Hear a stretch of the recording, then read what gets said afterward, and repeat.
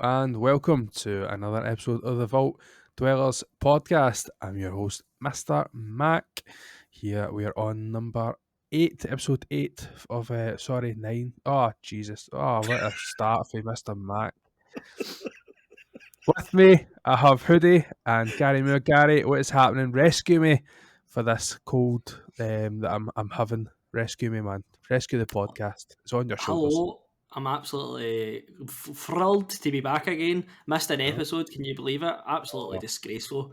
Only 8 episodes in and Gary pulls one. Oh, can I come? You know what I mean? Terrible. Absolutely let a team down. But it was a great episode. Listening to you two guys last time. I was going to say last time. It was fantastic to listen to Hoodie and just how it was a full Hoodie episode. So it was great just to get a wee bit of this is welcome to Hoodie and welcome to the Vault Dwellers kind of thing. How did it feel being like the a kind of a listener to your own podcast? Yeah, it was strange, like I was listening and like you'd ask Hoodie a question and I'd be like, and I think to myself, this is where I would say this. And it was strange. I have to say, doing this podcast has kind of put me off listening to any sort of podcast because that's the way I think when I'm listening to the podcast. I always want to interject and it's like, well, nobody's listening. Well, listening and waiting for his turn is our Hoodie, our other co-host. Hoodie, how are you doing today? A Saturday we're recording this time. How are you doing this fine Saturday, my friend? I'm doing all right. And to follow up off of Gary, what an experience it was to come in and feel like, oh, I've been added, instead to think, oh, I've replaced Gary. Okay. Those are big shoes to fill. It's quite a funny thing, and it was strange. It probably did work out, no for the better, but it did work out quite well. That it was one of those kind of introduction to Hoodie, as Gary says, and having Hoodie on as his first kind of mainstay episode. Obviously, he was on the episode previous to that, which was the Disney top 5 list. If you haven't listened to that yet, it's a really good listen, and it does.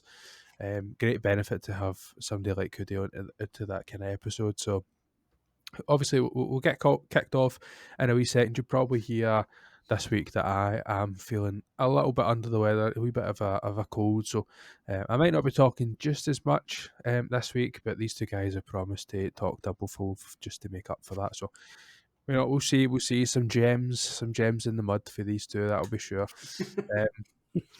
This week we have a good episode topic. Obviously we had a few weeks where we weren't posting any episodes due in part to the fact that I went on holiday. We on holiday for a week and then holiday and the kind of staycation, if you like, and it put the idea in our heads that it would be quite good to talk about holidays in previous, and growing up and all that kind of thing, going on holidays or growing up. So that's the main reason for this week's episode. So yeah, as holidays. So Hoodie, if you've been writing notes about holidays rather than vacations, then you maybe have to start again, mate, because that's no. I'm not talking about the US holidays, But yeah, obviously, if you haven't heard the Vault Dwellers previously, it's a podcast, two friends, 10-year dream in the making, come together. We've recruited some help. We were failing miserably, and we recruited some help from our American friend Hoodie.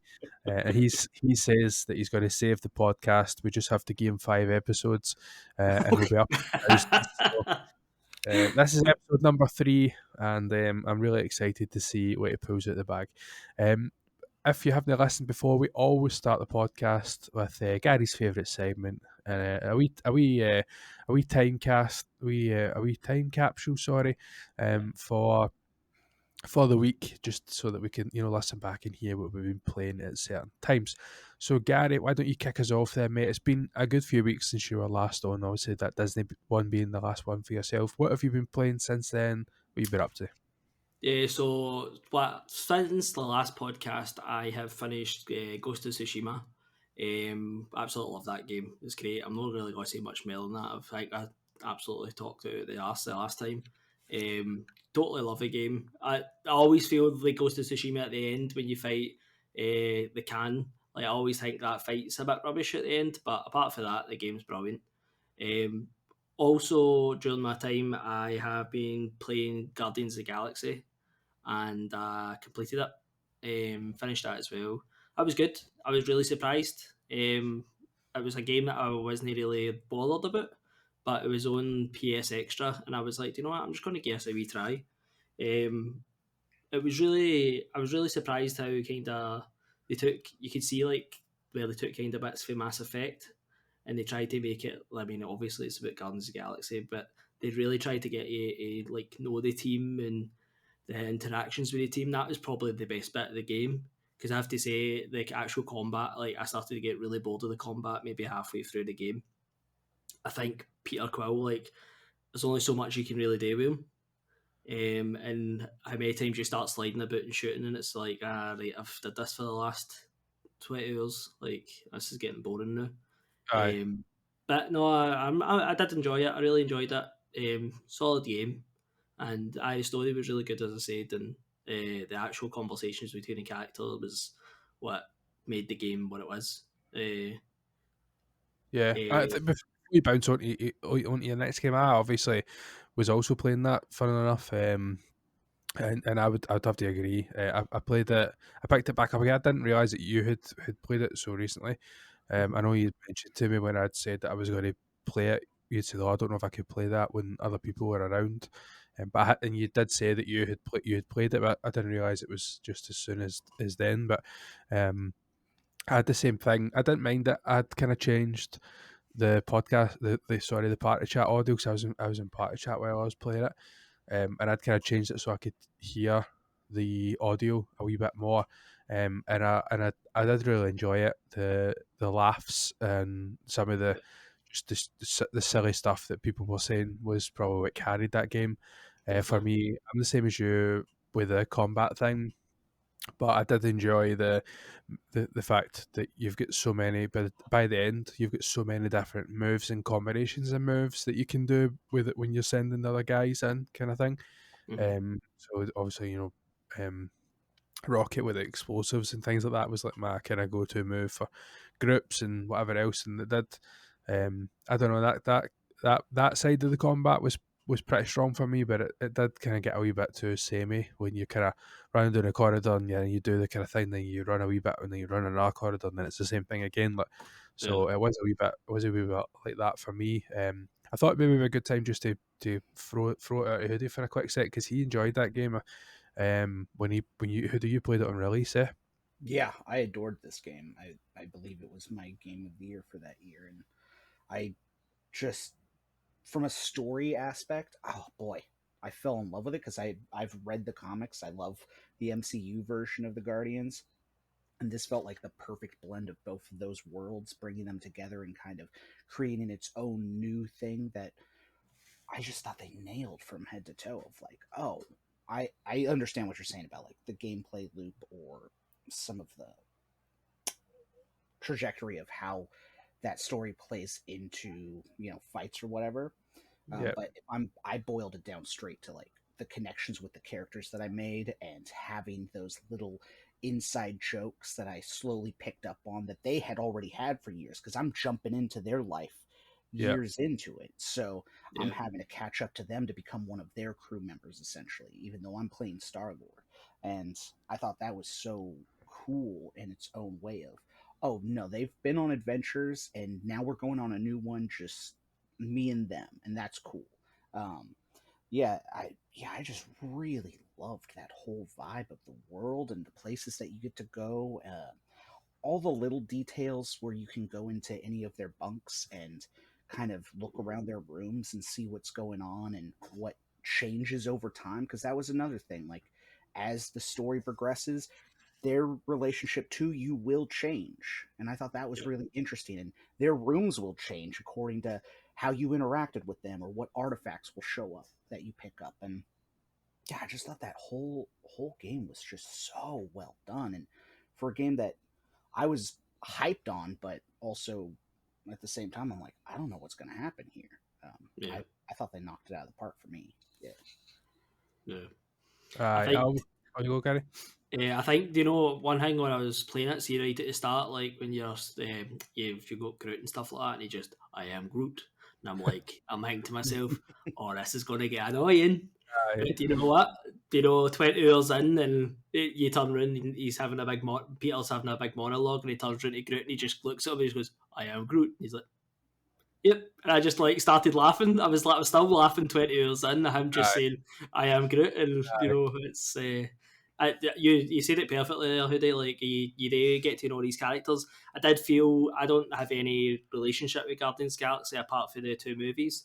So I felt a wee bit strange when I went in, because I was like, this is obviously different for the MCU as well. And they're talking about like being in prison, like somebody was in prison and somebody wasn't. And I was like, all right, this isn't the movies.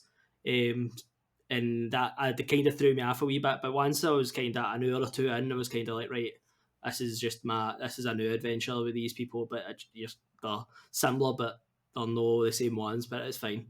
One thing I didn't like at the start was I felt that Rocket and Star-Lord sounded very similar, especially during the no, obviously in cutscenes, but see when you're actually in missions. And sometimes I was going, I don't know who's talking. I don't know if it's Rocket or it's Star-Lord. And I actually turned on the subtitles to put it on so I could see. Once I started playing, I started getting used to the voice. But that was the 2 of them, and at the start I was like, I don't know what one's talking. I really didn't know what one was talking. Yeah, fair enough. I feel like if they had gone a little harder into like the Brooklyn accent that Bradley Cooper is putting on for Rocket in the movies, I would have. I loved the voice actors all around. I thought they did an incredible job. But I get what you're saying. Like, if they lean harder next time for his like, hey, hey, I'm walking here.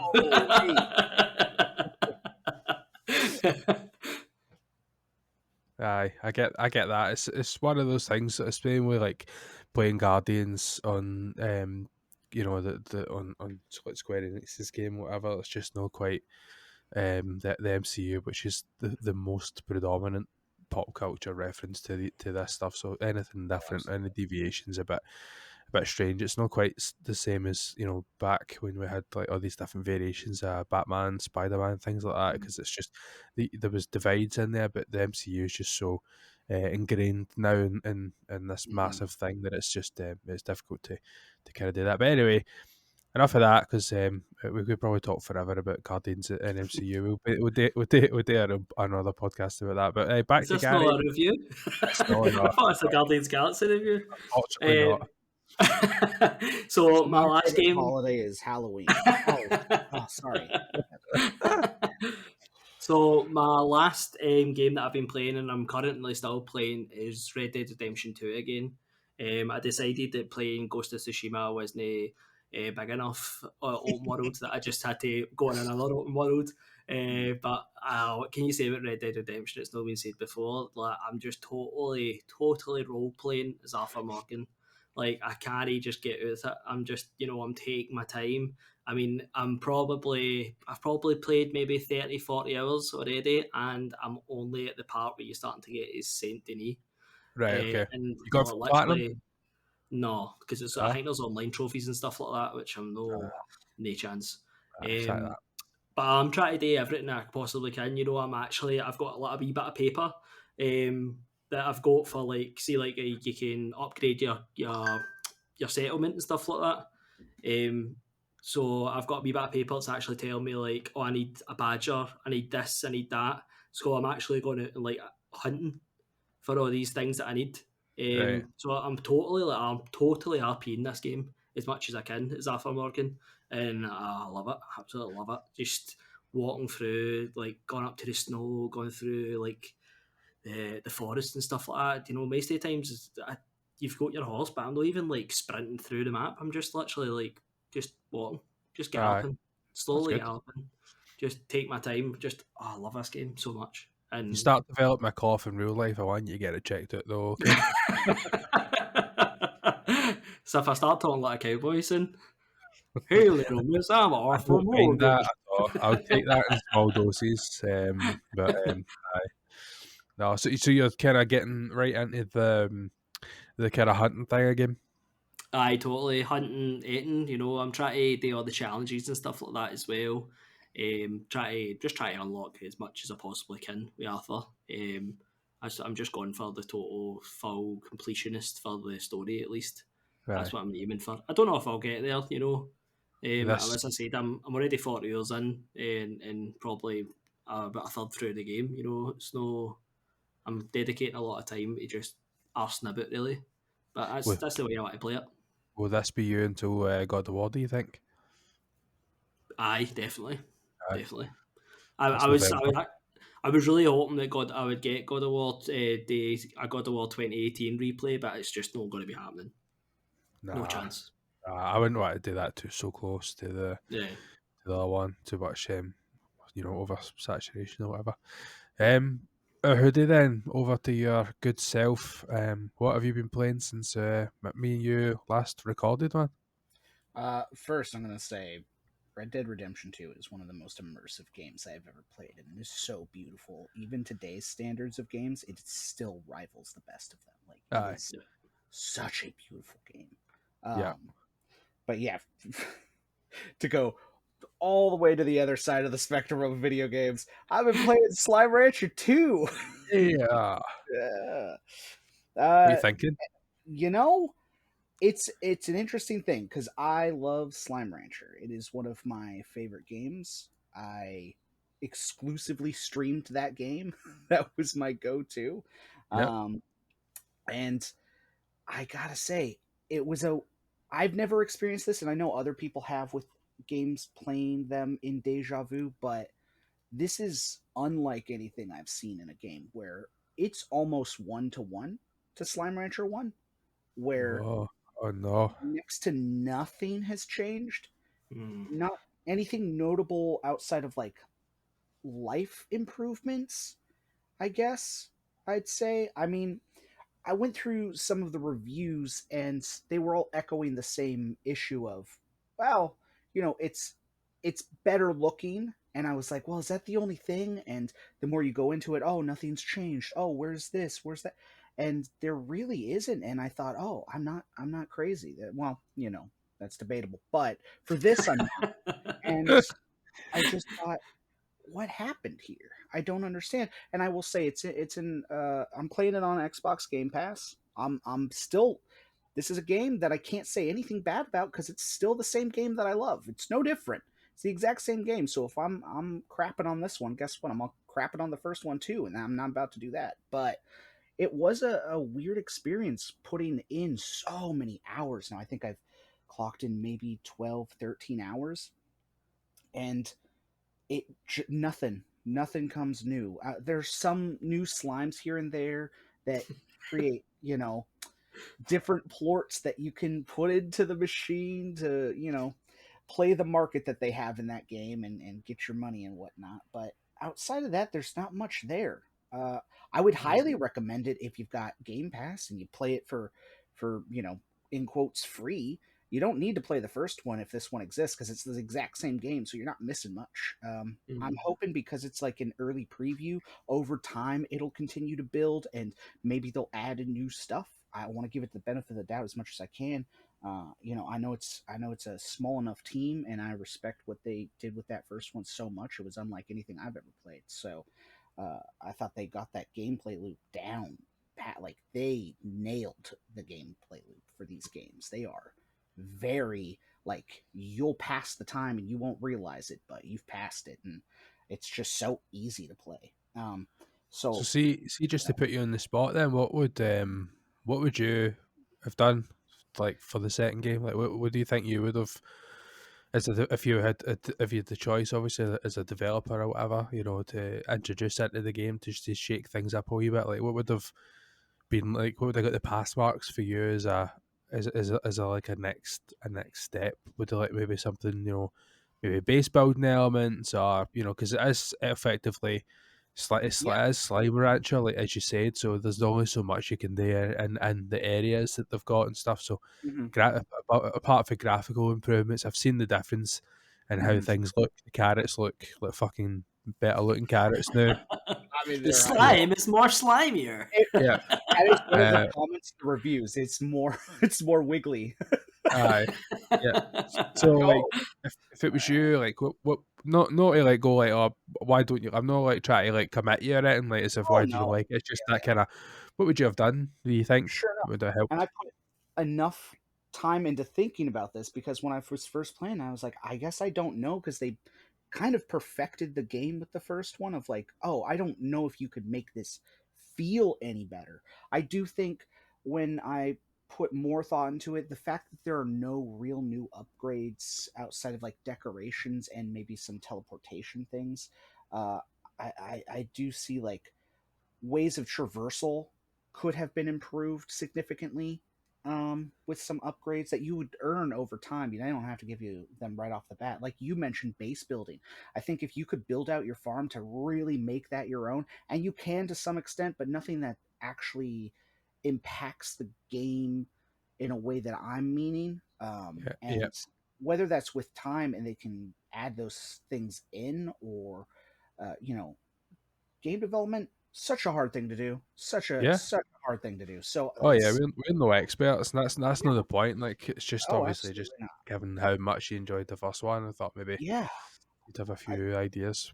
yeah, but definitely that I would say even introducing ways slime interacts with you, I think could have been more dynamic. I Yeah, do see them passively around, even the harmful slimes. I mean, there is when slimes combine in a poor way, they turn into tar, and they generally are about at night, but they can be in the day as well. But yeah, they are kind of the only real adversary you have, unless you know.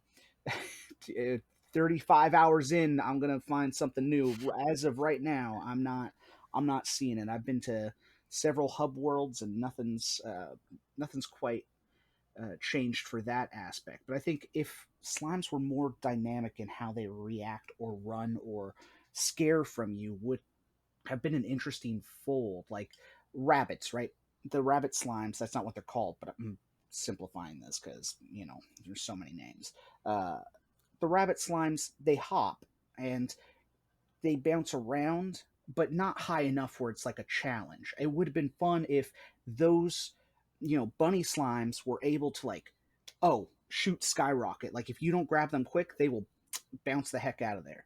I think things like that would have been an interesting new challenge that this game does not face. I don't think Mm. there's any challenge in this game, personally, for me, because I'm using the same exact tactics I used in the first one, and they're working for this one, which was, again, a very weird experience for me to be like, oh, shoot, even the way I'm using the market is the exact same way. The way I'm, you know, selling off plorts and getting tons and so much money, I have nothing to do with it Yeah. because I've already got everything I need, uh, is working, and I feel like that was also a an improvement I wish they had done with kind of not even buying and selling, just the selling aspect. If they could improved on that, because you know if you oversaturate the market, other plorts go up, other plorts go down, however you have it, but you can not exactly game that, but you can get close to it where you're like, well, if I put enough of this thing in, that one's going to look a little bit better. And I've got a yeah, lot of those, you know, backloaded, so I can just drop all those in at once it's hit, you know, 40 gold or what have you, their currency, and I'll be rolling in it. There are other elements for crafting, but again, that's never been a challenge. I've been able to get all that stuff easily. So, yeah, I think Mhm. those are kind of the improvements I hope they continue to make onto it. But again, there's nothing bad I can say about it. Like if you have Game Pass or you just want to pick it up anywhere else for your first time jumping into a Slime Rancher, man, what an incredible experience it is.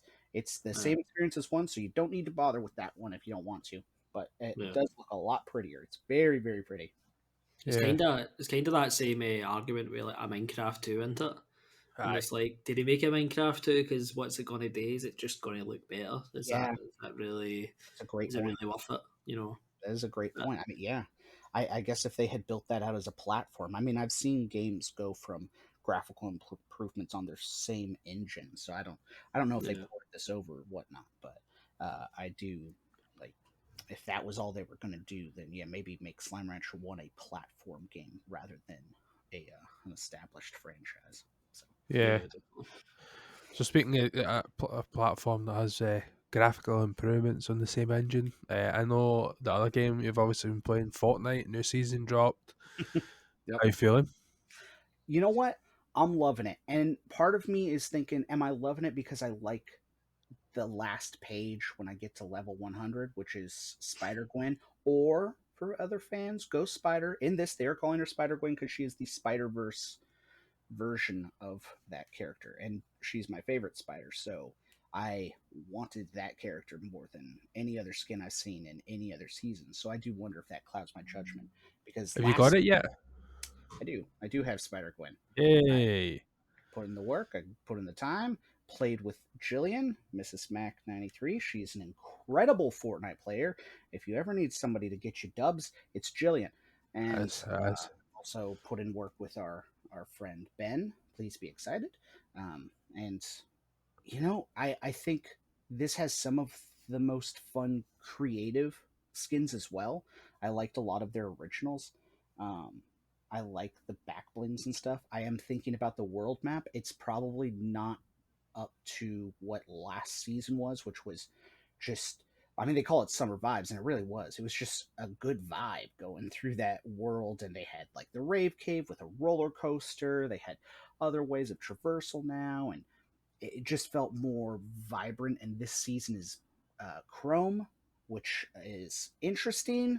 I know that's not what the season's called, but they have the ability of Chrome, which lets you kind of traverse as a blob and go through walls and stuff. If you like Terminator 2, guess what? This is the season for you.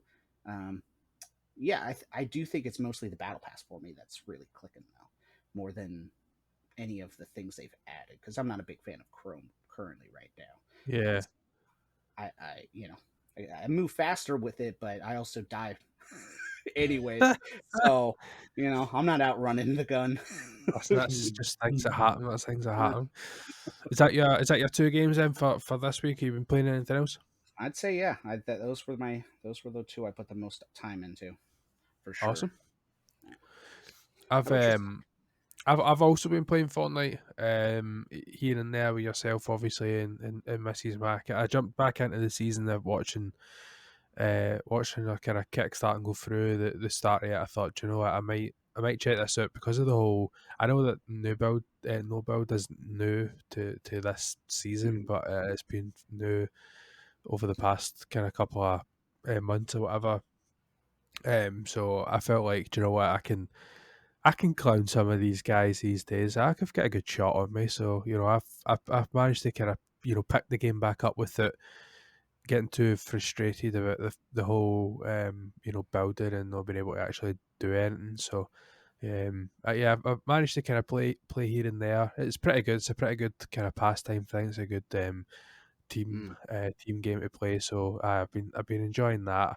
Sure enough, Um, and you're great at it, by the way. Aye, it's good. It's good fun as well. It's good to go through all the old kind of skins because we Gary and a couple of friends used to play quite a lot back in the day. So we have a good collection of skins that we kind of uh, that we got over the old seasons. So it's good to put that back on again and check out some of the old stuff. I just kind of have fun with it.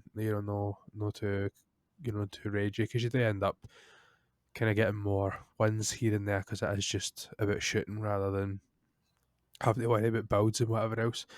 Plus, deploying a good bush tactics and hiding in the bushes until the very end is is one way of winning, and it seems to be the way that we're kind of working. But yeah, other than that, obviously the last episode I'd mentioned, that's actually probably the first time in a long time that I've actually had more than one game to talk about where I've been doing this segment. I have obviously been playing Guardians, as I mentioned. I won't go back into that. I managed to complete that. I started it earlier in the year. I think the last save was, I don't know, I want to say March, but I'm not entirely sure. So I put it down and never really went back to it. And I needed to free up space on the PlayStation, but I kept telling myself that I didn't want to delete that game because I knew I'd go back and play it. And I'm glad I did. It was only maybe 8 hours left, so I managed to kind of go back to it, and I enjoyed it. It was really good. to the point that I'd maybe when it was on sale or something, I'd pick up a sequel or something like that if they shaped up the combat. I'd get it sooner, but it was good humour, just like the films, good humour. So I did enjoy it. Still playing Cult of the Lamb on the Switch, but that's more of a kind of pick up and play, like, I don't know, maybe an hour, do like a dungeon or something, or pick it up and wander around the village and try and make the people like me again, sacrificing and all that, killing off the followers, just cult shit. Yeah. Um, that's what I've been doing. And then obviously my fabulous return to streaming. I've chosen Lost Judgment as the game for me to play. So we've done two streams so far. The first one was maybe an hour and a bit, and the second one was just under 3 hours or something. So still quite in the infancy of the game, but I think the first episode was that I'd done on Twitch. The first kind of bit was just the introduction, the tutorial. Quite lengthy, but it was good to see the different elements of the game. And then the second episode, I spent half of them playing arcade games and stuff, which old Sega games. So I loving it, absolutely loving it. It's more dramatic than what I thought it was going to be in terms of the cutscenes and stuff. But it doesn't really bother me because it's, as I say, because it's the kind of part of the kind of stream things, and you can kind of watch it and talk to nobody in the chat when you're just talking out loud about the story. So it's pretty good. So I am enjoying that. So I'll keep that going. I don't know how long I'll be able to hold on to it being a streaming only game if I get back to the kind of the swing of streaming or not, or if it's October might kind of pick up for I might end up too busy and I might end up having to just play it anyway. But we'll soon see. So yeah, that's what we've been playing. On to the main topic of the show then, our holidays and all things around that growing up and favourite holidays and all that stuff. So let's just get kicked straight into it then. I've made a wee run a show and I'd like to just maybe start it off with what our first holiday memories were. I don't know if yous had a hard time even coming up with that. I'm having a harder time recalling what happened last week. So, just one of the things. What do you think, Gary? Do you have some early holiday memories with the Moors? So my earliest memories would always be like going down to see my aunties and uncles. One of them lives in, well, both of them live in England, but they live in different parts of England. So that was always my kind of earliest memories. Going down with like me, my mum, and my sister when I was young, and we would just go down there for a couple of weeks in the summer and just go and see them. Always it's really good memories, and it's memories that you don't know if they're actually your memories or it's pictures that you've seen. It's one of the Aye, kind of things. yeah. It was always good times. The weather was always amazing, and we just always did. We always went down. It was always the middle of summer, so it was always like shows on and or fairs or whatever you want to call it. So it's just that's the kind of my first earliest memories. As I said, I don't know if it's actually memories or it's kind of fabricated for pictures and videos that we had. Aye. But, It's quite funny when that kind of thing happens. yeah, yeah. I mean, there was something we all looked at recently, and I was like, "Oh, I remember that." And my mum was like, "How do you remember that? You were like a baby." And I was like, "Oh, it just must have been a picture I seen," and that's how it's turned itself into a memory into my mind. Aye. Aye, that's a weird thing to think. Yeah, I have a lot of kind of similar things with that myself. And like, I don't know, it's dreams as well. That have just always stuck with me. So it's like hard Mhm. to, as you get older, it's hard to kind of just to try and split that between, oh, did I dream that happening, or did that actually happen? It's a bit Yeah, yeah. kind of strange. But I so it's more kind of trips down south, almost kind of staycation like, if you like, for your first kind of earliest Yeah, memories. definitely. It was always kind of more like family orientated, like go and see people. We never really went away like abroad until I was maybe like 10, maybe 9, 9, 10, right about that age. Right. So it was always kind of more the kind of staycations or just got to go and see family in the UK, different parts of the UK. Cool. What about yourself, Hoodie? Yeah, I think about the same. I mean, there are obviously trips when I'm a baby, where I'm not going to remember any of that stuff.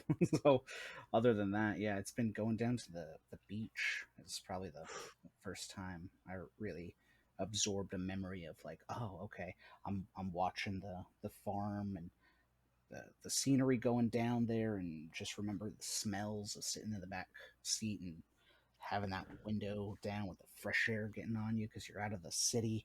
And you're like, oh man, so yeah, this is the stuff. And then obviously when you hit the beach around here, it's like a whole other world. you're going to the ocean, and you're seeing something that's you know almost a religious awe of like, wow, what is this? Oh my goodness. But yeah, playing in the sand, all that good stuff. I think that would. That's what I was going to say. Were you a bucket and spade kind of kid? Were you a Oh wee? yeah. Oh yeah. Aye. I had a one of those molds that was the Chester the Cheeto, Oh, Chester the Cheetah from Cheetah the movie. just there was a Cheeto, we know that. Yeah. Just this like curved, just this curved shape. Your was like, no, it's Chester here. Yeah, it's just. You can't just add, you can just get add sunglasses to a lump, you freaking. So I had one of those molds. I think I got it from like a Happy Meal at KFC. I think Oh, that's nice. where it came from. Nice. And What about the water? See, like you said, the water kind of thing. Were you one for kind of getting in and about the oh, beach? I've always loved swimming. I love the ocean. I love anything to do with water. I was still a big fan of the waters, all over, drinking it, swimming in it. Whatever have you, I'm there for water. Yeah, the beach was the first real like, oh, what in the world is happening? We're in a different world kind of experience. So. Oh, nice.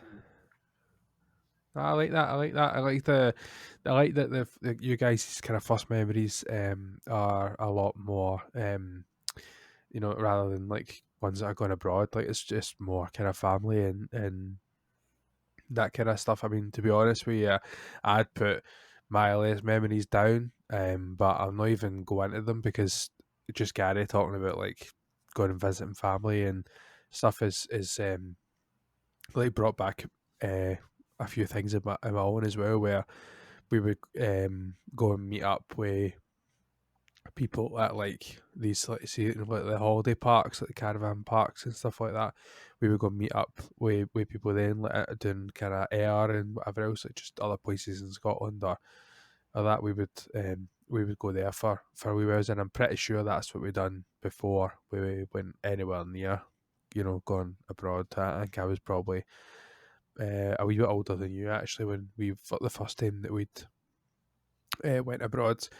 We went to, so my mum and dad was they got married when I think I was, I don't know, must have been about 11 or something like that. It's probably 7, just Yeah, before high smart, school.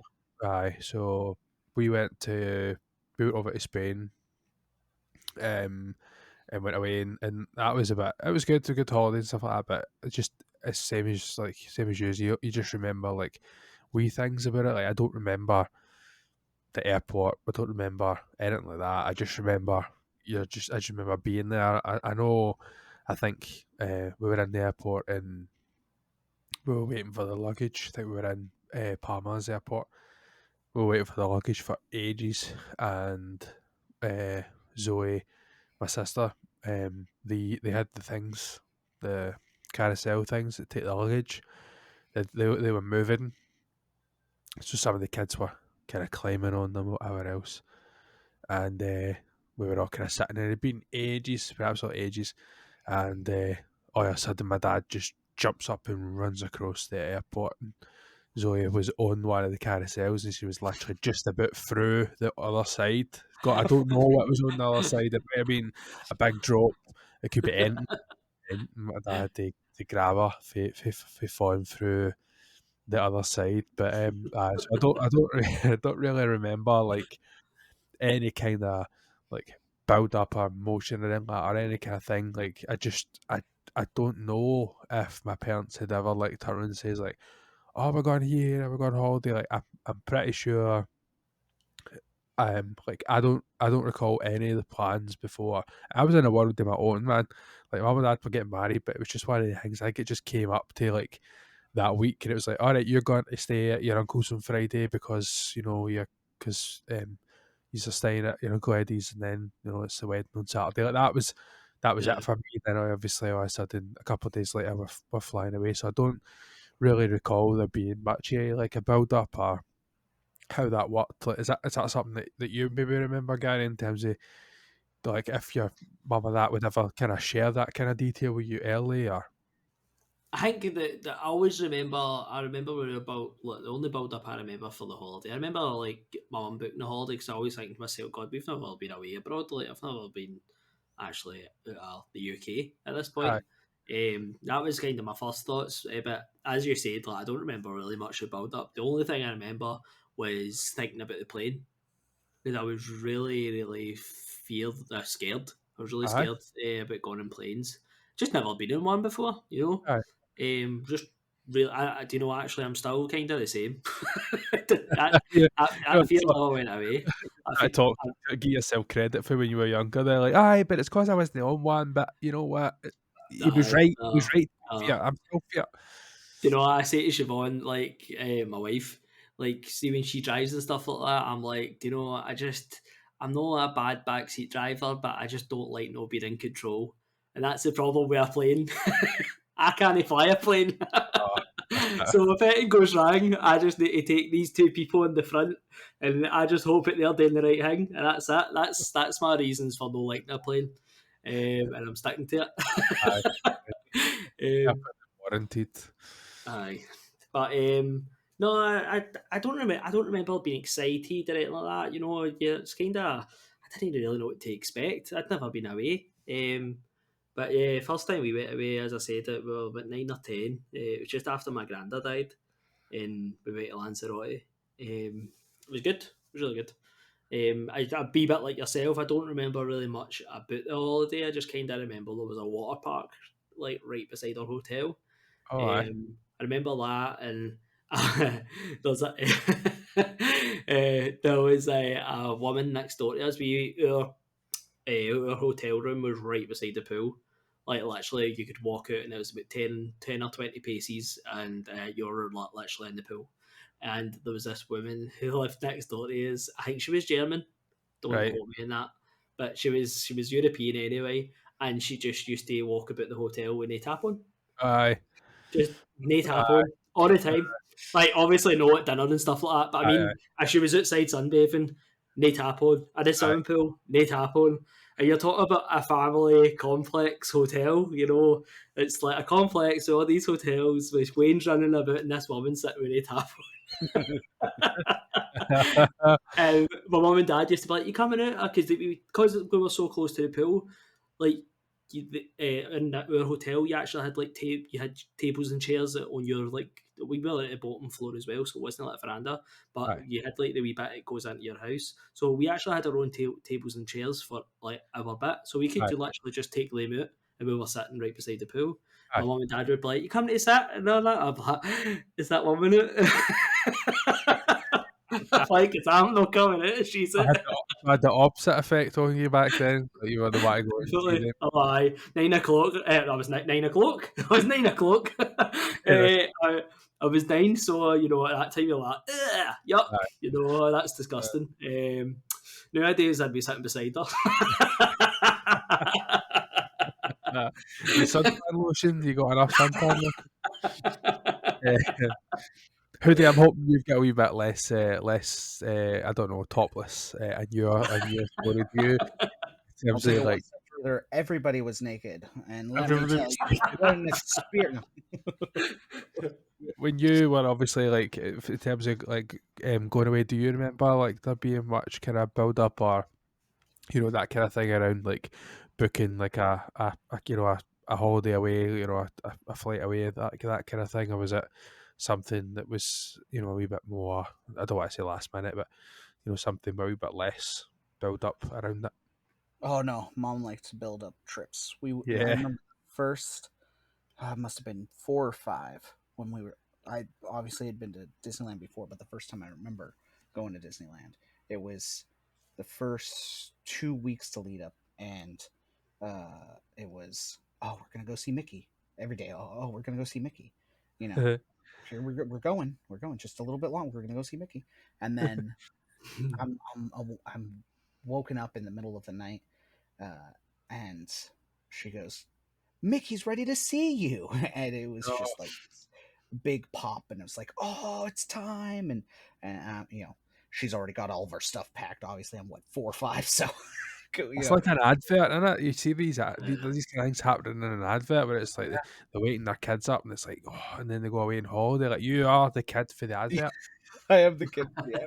I mean, she made every trip super special. She went above and beyond to make these trips special. So, when that pop came, and she's like, "Oh, the taxi's almost here, and we're getting ready to go," and all of that stuff. I mean, it was a big climb. So I was even more excited. I was over because the anticipation is now as an adult kind of my favorite part of the trips, because once you're there, you're like, oh, you're excited, but you're settling in and you're trying to get your bearings, and then by the time you do, it's time to go home. So it Yeah, doesn't even matter that you went on the trip. But yeah, exactly. Yeah, but the build up to it, you're like, oh, this is going to change my whole world. Everything's going to be different. Nothing's going to be the same. I'm going to come back as a new person. Yeah, it's, I think that plays into why I love anticipation now so much. aye, Yeah. Yeah. Do you know aye. what I think with the kind of Disney stuff, like my sister she went to Disneyland Paris just there, Oh, nice. and her children are a bit older. Like I think they're like 7, 10, and 12 or something like that. But I think there's something to that full Disney experience that you have to try and get your full house absolute Disney hyped as much as Yeah. you can. Oh Like, Aye. yeah. and she was the same, even with 12-year-old, she's like, I bought you Minnie Mouse here, like what do you call hairband and all that, and I'm like, she'll not wear Uh, that, and she's like, she wore it and all that. aye, I think it's just this full build up into it. aye, It's the Yeah. Disney experience. aye. Yeah. Plus you're there, aren't you? It's not like you're going to be like the only idiot wearing the fucking Minnie Mouse or whatever. You Exactly. understand what I mean? Exactly. Like, you'd be the odd one out if you don't wear that kind of thing. Exactly. It's Aye, almost as immersive as playing Red Dead Redemption 2. aye, aye. You need to be in it to be part of it. So I get it. I do get it. So like I kind of phrased the kind of next question or thought provoking question in the kind of run, because when we grew up, it was a lot of the stuff that we kind of done was like, gosh, I had a younger sister, I've got a younger sister, and she just loves it's the pool. That was all she wanted to do was be by the pool. And so when we were on like a kind of first holiday, that was all we'd kind of done, and then we'd go out later on with mum and dad and whatever else.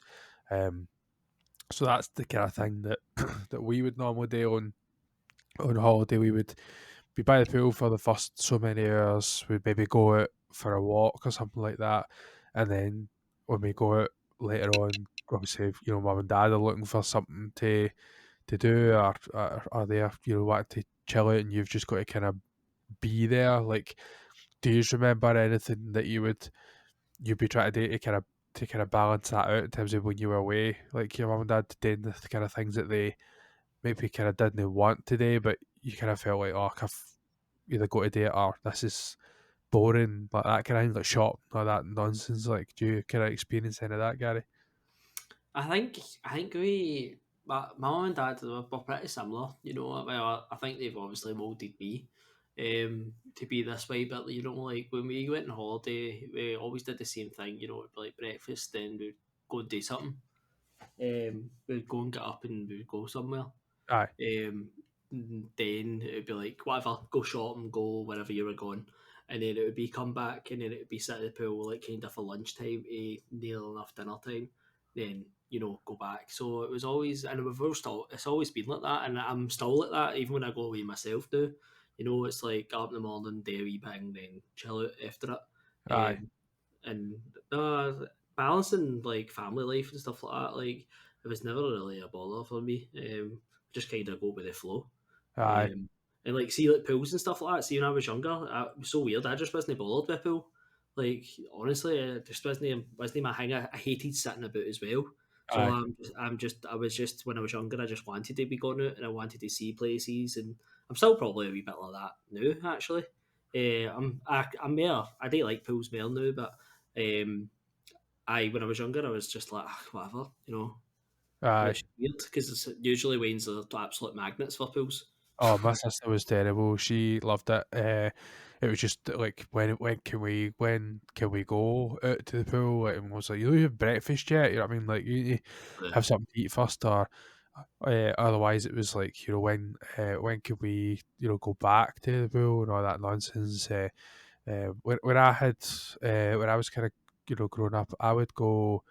I'd go to the pool, but I used to speak to, like, I speak to anybody anyway, whether it's I'm in the shop or whatever. So when I was younger, I would you're kind of making friends, whatever. So that's the kind of place that you would be to do that kind of thing. You're kind of making friends and whatever else. Then plus obviously with the younger sister, I was the youngest at the time, so you get somebody else that's there that's 4 or 5 or whatever at the time. So she's obviously doing she's obviously more inclined to be doing that kind of thing. So that was probably the main reason why we were kind of mostly doing that. But I think at night, it was good. We did used to. I do have a couple of memories where it was like, right, I want to go home now kind of thing with us. Because we were away from the hotel and we were just kind of sitting about, and they were, obviously, having drinks or whatever else, and you're kind of like, right, I just want to go back. Like I've always, maybe get that kind of unsettled thing where I'm like, I'm just bored. And wanting to go back. I didn't mind it when there was a wee bit of kind of entertainment on, if there's a bit of music, something like that. But I do remember I met somebody and the both of us were quite into Yu-Gi-Oh at the time, which obviously we've covered in the podcast for the first episodes. Let me guess, you didn't lose either. Oh, When did their mom come to pick them up? Exactly. I tried to time it for the end of the entertainment. It's when BINGO was finished for the third time. That was when I knew that was the time of the queue. But they had like the boxes, so they were selling like the boxes of Yu-Gi-Oh cards, which was just like the first time that I'd ever kind of seen that kind of thing. So we were kind of going away and buying them and play with them at night and stuff. So there was always that kind of thing. So we never had too much. I'd say it was mostly one or two kind of later holidays where you kind of got that kind of restless way. But usually you had enough on the front end that you were doing something that you enjoyed, that you didn't really mind. Because obviously you just kind of do what you were told anyway. Do you know what I mean? It's their holiday as well. What about you, Hoodie? I know that you obviously the Disneyland thing. I'm pretty sure that you Mama Hoodie joined had just as much excitement as each other when you got into kind of Disneyland and that. But was there any kind of holidays, particularly earlier on, where you remember there being maybe something that you weren't quite just as interested in? I wouldn't say I'm similar to Gary where we would wake up, have breakfast. That obvious. You have to go do Denny's in Anaheim, and we'd do that. But it has always just been Mom and I for my entire life. So, but she ran a travel companion company for people with special needs, All and right. so there would be two different types of trips. If we were going to Disneyland. So the ones that were just her and I usually was breakfast, then let's go to Disneyland, do whatever you want once you're in there. I'll follow you and we'll just have fun because she's not particularly there for the rides. She never has been, still isn't. She's there for shopping. That I guess if I was thinking about back then, do I want to go shopping as a kid? Probably that is what I'd. Yeah. I What kind of shopping would you be doing there? Getting Mickey ears, getting T-shirts, what have you, right? All that fun stuff. For me, I was always going to Toontown because they had this massive structure of stuffed animals, plushies that just went to the high heavens in my mind. And my mom has a picture. She has thousands of pictures, but she has a picture of me standing next to just this massive tower of Winnie the Poohs, just so. Oh, And I remember that was always part of the shopping. That I was like, oh, I'm excited for that. That's what I'm excited for that part. But other than that, I don't think so. I mean, there was like obviously on the travel trips where she was a companion, a lot of that was structured of, oh well, we've got to, they've got to go to the restroom, so we have restroom breaks, so that we've got to go eat dinner at this time, they have to have their medication at this time. It was more structured than that. Even then, I don't think phased me. I wasn't a very phased kid. I just kind of went along with things. I mean, even I now, could- I just went along with things until it's or either beginning or ending, and everything in the middle is just there. So, Can I ask a question? See like Disney in America, is it extortionate? Like, because obviously for us to get there, it's absolutely extortionate. But as somebody who lives in America, is it equal as extortionate? When you're I, there, and I'm assuming you're speaking to the cost. Is that what that? aye, aye. yeah, Yeah. So I would say now more than ever, especially post COVID, it is very expensive to manage a trip even for two people. yeah, I can only fathom it's got to be upwards of a 10,000 range just to yeah, take Oh, a family. So but back then it was much easier.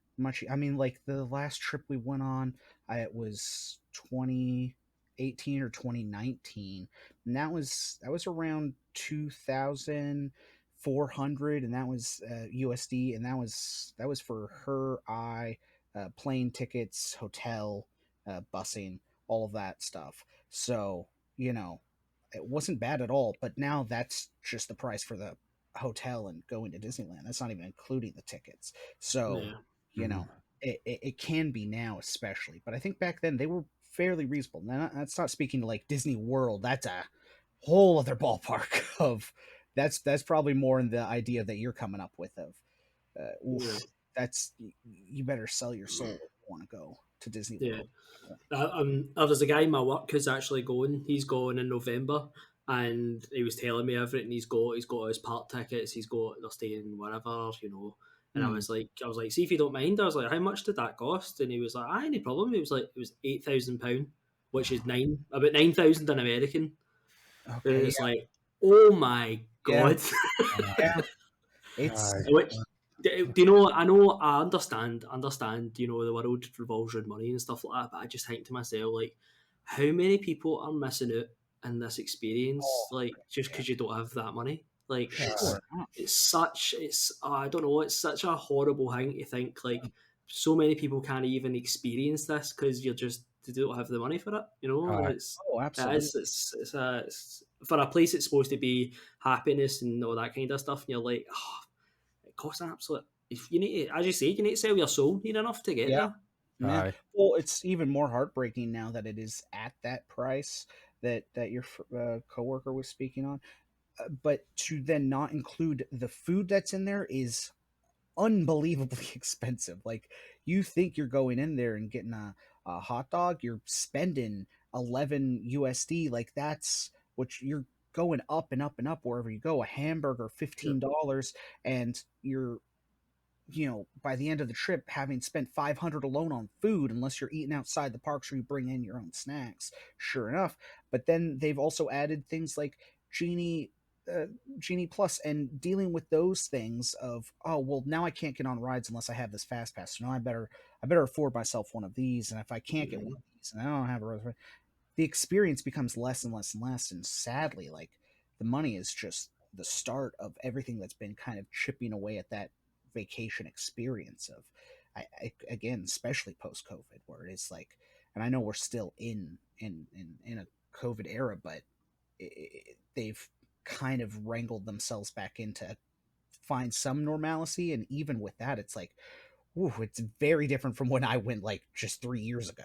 So Yeah, you start at the money and you end with like, well, we've went on 3 rides because we didn't have any of this other stuff planned, because you have to take that into account now. So it's yeah. Yeah, it's really crazy. It's crazy. You know, no known. I didn't know anybody personally had been to Disneyland, any sort of Disneyland, until my sister went there. And you know, just to her, she said it was brilliant. She absolutely enjoyed it. Spent an absolute fortune, as you were saying. yeah. But she said it was the waiting that she was like so shocked at. She heard it was bad. You Yeah. know, she didn't think she was just getting an every ride. But she was like literally saying like it's one in Disneyland, the one in Paris anyway. Like some of the shows are only opened at the weekends. Yeah. And then when you get to Monday, they just close like some of them. Yep. Like and it's like popular ones and stuff like that. And they're just like, oh no, they're only opened because we only open them at the weekend. And like stuff to like go and get a picture with like a princess was an hour and a half wait. Yeah. And Oh, you don't get to pick what person it is. Mm-mm. What if you're doing that line and say it's somebody you like Rapunzel at the end of it, and you're halfway down that line and they've just got, this actor's going to put a different actor in, and it could be Mm-hmm. somebody like Mulan, you know, Mm-hmm. that nobody wants a picture with, and it's like, well, you either get out the line or you take a picture with Mulan, and that's your choice. aye. It's Sure crazy, enough. absolutely Yeah. crazy. I mean, that's speaking to them chipping away at the experience overall of, okay, well, you know, the rotation of characters is good. They'll have a good amount, but if you don't make it here at X time, you Yeah. know, you're screwed, like you just said. Or if you don't get halfway across the park, you're not going to get to see that parade. And that's the other thing is, uh, they can cancel anything at any time and they don't owe you anything. Like if the rides No. are down, you don't get anything back. That's your fault if everything's down. I know I went one year and the roller coaster was out for 2 days, and I thought, Mhm. man, that's the one thing I wanted to go on. Or Wow. if you are speaking to rides, like the wait time, I spent an hour and a half just to go on Guardians of the Galaxy one time, and then I did it again. So I just spent 3 hours of my life waiting to go on this one ride. Good. Uh, 2 For like times. a minute and a half. Yeah, exactly. That's the other thing. The experience is so fast, and I mean, Yeah. I I love Disney. It's my favorite place in the world. I think once you're there, you don't think of these things. These things don't matter because they pump some kind of liquid into the water. They pump some kind of spritz in the air. They make this whole place feel like it's another world, and you're in it and you're loving it. And just the experience of walking down Main Street and hearing like the old timey music, and you see everybody happy enough, and happy yeah, enough. you got the That feeling. one a commercial for you. Happy enough. Happy enough. Happy enough place on earth. That's the thing is like you do get that experience, and as much as I can talk of it from when I'm away, when I'm there, man, if I could give two shits about any of this stuff, Aye. But it is that thing after a long day and you've stood in line for 3 hours and your feet feel like you walked through fire just to get back to your hotel. It Aye. is Yeah. it's rough, and especially because they do have a lot of attendance at Disneyland. I can't speak to any other place aside from Disney World and Disneyland, but they let in, I've been there at Christmas time when they let in 80,000 people, I believe it was. And Aye. just pumping that many people into a small place and telling them all to have fun is very difficult to do, Yeah. because everybody's got to wait for some. I know I had a fast pass one time, and this is the fast pass to go on Space Mountain, and it was 6 hours long. I had to wait 6 hours to go on Space Mountain with a My fast God. pass. They were like, "Oh, we'll call you when you're ready." Okay, I guess I'll do everything else. Okay, That's crazy. yeah. Mental. Absolutely crazy. I mean, and I'd still love to go. That's the worst thing, I know. Yeah, I cannot wait to go again. Aye. I'd still love to do that. As bad as magic. that sounds, I would still love to take, Oh. a relative, a nephew, whatever, to go to that kind of. It could be. Well, magical would obviously be the best descriptive word It for it. really Let's be is. honest, but It really is. I would really like to do that. So Gary, then other kind of family holidays where did you go on very many then in your obviously 9 you were saying was the kind of first one, like into your teens and stuff like that. Have you squeezed kind of well travelled, or was it a kind of typical kind of you was go to the same kind of places? So we kind of kept going to Spain, Aye. as a lot of British people do. We just did different parts of Spain. They're always kind of the same kind of holidays, big Aye. hotel, pools, etc. Aye. I don't really have many in the way of like proper great memories for it. But they were all good. It's not. I don't know. I disliked it or anything, but I Just very think similar in aye, routine. there was just exactly these kind of hotels and stuff like that. They're all kind of catered for the same experience, aren't they? It's all just kind of sit and chill, and here's a pool, go bento and drink if you want. That's really the experience you get in Spain. Aye. I have a good memory. It was a funny time to go on holiday. I was maybe like 13 or 14, so you're starting to get that stage where you're like, I don't really want to go on holiday with my mum and dad anymore. Aye. Was More. everybody still there at that point in terms of when you like So did you just go all together? So you have obviously 3 yeah, so siblings. no, only me and Natalie would go because my brothers were older. They were adults. So was it never So a time when all yous went? no, I've never No? been away with my two brothers. I've just Aye. been away with my sister and my mum and dad. Right. But one time our cousins came with us. They came with their families and stuff like Aye. that. But no, I've never been away as my full entire family. Right. Excuse me. Right. But a good memory when, as I was saying, so I was about 13, 14, so you're starting to get at that point, you're like, I'm not Aye. really into this anymore. Like, I don't Aye. really want to sit at a pool, I'm not interested. And my mum, for days, I was asking for this BB gun. They were Oh. selling these BB guns around the corner, and I swear to God, this thing looked like a real gun. Aye. Like, total, like, full black, and it was, like, metallic, metal at the top and everything. And I was like, Mama, I want that. Like, can I get it? And she's like, we can't take it home. And I'm like, I don't care. I was like, I just want it right here. And I got it. And, I probably spent about 2 days just in a hotel room. I had Aye. polystyrene cups. I had all these wee polystyrene cups, and I would draw pictures on them, and I would just shoot them. And my mum was like, you need to get out of this room. She was like, we spent all this money to get you this holiday, and you just want to sit and shooting these polystyrene cups and all that. But I think that just totally talks to who I am. Like, Aye. I'm a just pure recluse kind of person. Aye.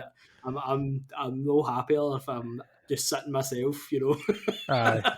But did you? I take it the gun had to stay there.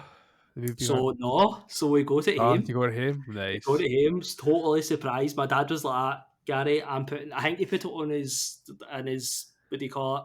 His carry luggage thing. I know, yeah, a weirder place to put it. And he was like, Gary, if this gets too cute, like, I'm just going to say, aye, no problem, take it away. So he took this plastic with a metal barrel gun, aye, and it got through. No bother. Aye. There's no even This look. is Nobody looked. well pre 9/11, I should say. Aye, got totally through. I was totally shocked. I was thinking to myself, we're getting this too car for us. No, Aye. got it home and everything. And I Madness. got it home, and 2 weeks later it broke. Raging. Absolutely raging. The full barrel came off the top of it. I was like, oh man. Oh no. That's not what you want at all. It's alright. I must have shot it about 500,000 times, so it was Aye. Over there. Never mind what you would have done back home. I didn't really have any drive for like that kind of thing, like BB guns and stuff like that. But friend Michael had a few kind of semi-realistic ones. He would get them up the tunes here, the A1 comics and stuff like that. yeah. Up there when they kind of markets, they had these kind of shops that would kind of sell them. Obviously you had the Cap kind of ones as well. That just had the wee circle things with the wee pop things. Do you know what? We seen them in a shop that we were in the other day actually. Because I don't actually know where we were. But I pointed at Jan. I says, "Oh, you remember these?" And she didn't remember them whatsoever. It was like a full tube. Guns are brilliant. A full tube of them that it would go in, because obviously it would rotate and it would just make the noise like a gun going off or whatever. So, a bit weird. A bit weird. The idea of them, one other memory that I have to say I just remembered there, just as you were saying that. the first holiday we went to with Lanzarote Aye. was the time that Pokemon games were coming out. Oh, And right, okay. that's where I got a Game Boy. And oh my Ah, god, what a memory getting that's that. where you got your first Game Boy? That's where I got my first Game Boy. So it was funny because they had a lot of like dodgy shops and as they always do Obviously. in these places, you know. And I was like to Mum, we can't go to any of these places. I was like, I want the real thing. Like I want the real Game Boy. I don't want a fake Game Boy, you know. And we had to find like it was like a game shop. I Aye. don't know what it was called, Aye. Spanish version. El Gamo. Aye. And we went and I got this the Pokemon Yellow, Pokemon Game Boy. Aye, that's what I had. Pikachu on the With the wee front. Pikachu, the wee Pikachu on it. Did yours have a sombrero? No, aye, a moustache.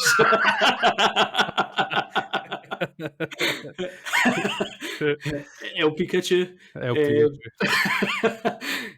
But aye, that was a great memory as well because my sister, she wanted one as well because as that was back then, Pokemon was all the rage. And that was a great memory. I think it's funny. Me thinking about going on holiday. What did I get? Well, it's two things I got. Aye. A BB gun to sit next to me, and a Pokemon Game Boy to sit next to me. Listen, it's how you play these kind of things. You need to wait until you're in a foreign country in the high heat that you can then pester your mum, be like, "Mum, I really want That's this." it, I mean, that's it's That's called called tactics, it's called war tactics. So I totally understand that. When we had the same thing, it was like, but when we were over, obviously the whole dad mentioned earlier with the kind of honeymoon thing, like I remember we would go out, my mum and that, because it was my cousin was there as well. She my dad, my auntie, sorry, my auntie, my uncle, and my cousin. I was gonna say like my dad's brother, and I'm like, no, that's an uncle. Do you know what I mean? Like my head was up, my head was somewhere. Let me put it that way. But anyway, sorry, my auntie, my uncle were there, my cousin, and I just remember obviously they were all like, because I have quite young parents, growing up, so they were 30s, early 30s, whatever. They want to have a drink and whatever else, and so they were getting like stuck into the cocktails, and obviously if they're outside of the hotel, then we're looking for something to do, kind of thing. So I would go and I would be bugging them to get a shot of the one of the claw machines, at like €1 a pop. So they were getting change aplenty when they were paying for these cocktails. So I'd be going and getting some more of them, and then going and trying to win, and try to pick watches and all the stupid things. Like I won an alarm clock. It was like a Chelsea alarm clock or something like that. And my dad wouldn't let me take it home with me because it was Chelsea. So it was just stupid things like that you kind of remember. But I do remember as another kind of holiday. Again, as yourself, we were mostly Spain for us as well growing up, and then Tenerife, which I just class that as Spain as well because it's relatively close. Close enough kind of thing. But we went to Tenerife when I was 16. Probably one of my favourite holidays growing up, family holidays.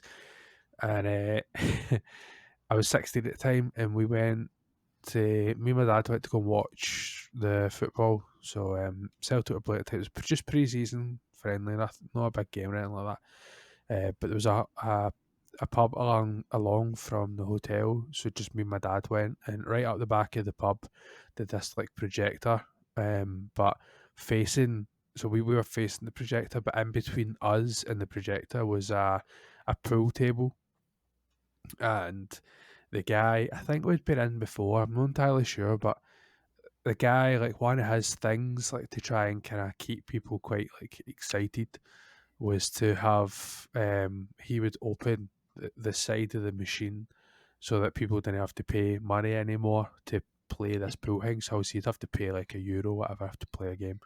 But he would open the machine, the side of the thing up, and he would kind of do it like you would play against him. I don't know what what you would win if you beat him, but it was really good, the guy. So we were next to this young couple. I don't know what age they would have been because I was still young. I was young at tell, so I was 16. They might have been maybe 20ish or something, but they were young anyway. And my dad obviously was in his 30s. So we we were sitting there, and the guy was like, "Right, I'll play," and it was my dad and this other boy as in like a double, and they're playing against him and somebody else, and it's the last ball, and I'm sure if my dad didn't pot the black and then put the white in, he missed the black, and the guy potted it. So it was one of the things where it was down to the last ball, and I should say we were drinking. So even at 16, right, I was having a couple of drinks. I with my dad, we're on holiday, a Shandies. couple of wee drinks, right, and so the guy brings over some kind of congratulatory shots, sambuca, and pass it to my dad. Drank nothing but beer. Growing up, that's all he drank, nothing but beer. He's a wee bit, he's kind of taste is diverted a wee bit now, but that was all he drank. So he just gives me the shot, and I just take it. And then the other boy was like, he had me a sense. He'd been around the block. I hadn't been around the block yet. I'm just approaching the fucking block at this point. So he takes the shot and passes it to my dad. My dad passes it to me, and I take the shot. I don't remember much after that. It's probably it's definitely the first time I've ever blacked out drinking, but like I remember going out into the dark, into the it was night time basically, and it was fucking bright as anything. So I don't know how long we were in there for, but it couldn't have been that long. Obviously, just probably the duration of the football, and then maybe a wee bit longer having a drink or whatever. But a couple of pints, and obviously these shots later, we were walking back to the hotel. We walked back to the hotel, and I just remember we're walking, and all of a sudden these women appear, and they're trying to like link arms with us and stuff like that. No, so obviously they were looking to make some money. So I obviously kind of like pushed them away, and we just kind of kept walking. I was quite lucky, obviously, that nothing kind of happened, to be honest, because the two of us were like rubber men walking up this hill, trying to get back. And all I remember is we went back to the hotel, and there was nobody about. Like we thought, like, oh, we'll go in and we'll get another drink or whatever. I don't know why I was thinking that, but anyway, that's what we did. But there was nobody about, so we ended up just getting back to the room. But that was my very first hangover. Boy, was I rough the next day, man. And my sister obviously was Zoe's about 3-4 years younger than me, and she just like didn't really entertain the idea of me drinking. So it was always quite funny growing up that way. And she was like, "What's wrong with you?" And I'm like, "Oh, I'm hungover, whatever." And she's like, "No, you're no." And I went, and obviously, so she's getting upset. She's getting herself all upset and all that because Mum's like, "He is." And she's like, don't getting all kind of watered up and whatever else. But that was my kind of most kind of, obviously you've got other memories and non-event kind of stuff, whatever. But that was my kind of holidays away with the family. It was some laugh anyway. My dad's still some laugh to this day, but it was quite. But it's same as you, Gary. It was just really just different places in Spain that we went to, mostly around the same kind of area. We only really went on 2 or 3 holidays, I think, growing up abroad. But aye, it was good times, good times. How do you yourself, mate? Where I'm sure you're kind of well travelled around the globe. Where have you and Mama Hoodie been? Oh yeah, we've been about. I mean, most of it was for pleasure. The rest of it for her business, her travel business. So, well, okay. You can't see it, but Gary made a face. I missed that. I was looking down at the time. I never seen, but I trust Hoodie that he made a face. Okay. So yeah, we've been about, and I think the first like big one for me that it's all child memories, so it's the cliff notes of what a vacation was. Of course. And I think the big one was Vacation. Going to Egypt was the first big one outside of Canada, but we're so close to Canada. Is Canada really? It's kind of I get it. Okay, we're close enough. But yeah, the first big one would be Egypt, and then we went. I think the one I remember the most, because that one again, child memories, and I'm still a kid at this point, but I was 7 or 8, and we went to London, and Oh, nice. about a week there. Uh, she Oh, it's a shame. this.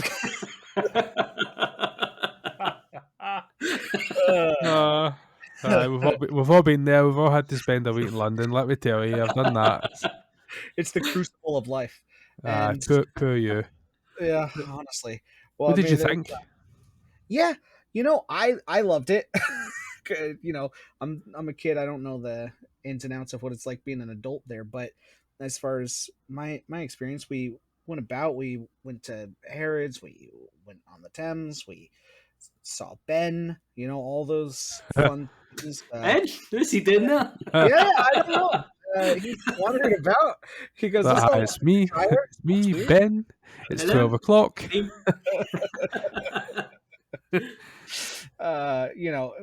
We did all those fun like tourist things, and then went to Legoland, which was probably the highlight of that trip for me. Oh, nice. It's a huge thing. I was like, oh my god, there's a theme park made out of Legos, and you realize no, it's not made out of Legos, but there are a lot of Legos there. I went, see, when I went to London, we did, I don't know if you remember the place, Trafalgar Square. That was like a big kind of tourist place, and they used to do this thing. I don't think they do it now, but they used to do this thing where you would go and feed pigeons. This just feeds into the whole pigeon thing, as if I have some sort of obsession with this, right? But I have photographs of me, and they used to sell like cups of like seed or whatever, and if you hold like your arm out with the cups or whatever, they would land on your arm and like eat the seeds out of the cup. Honestly, it wasn't just me. That was what they did. I'm just imagining Sean as the pigeon woman for Home Alone 2.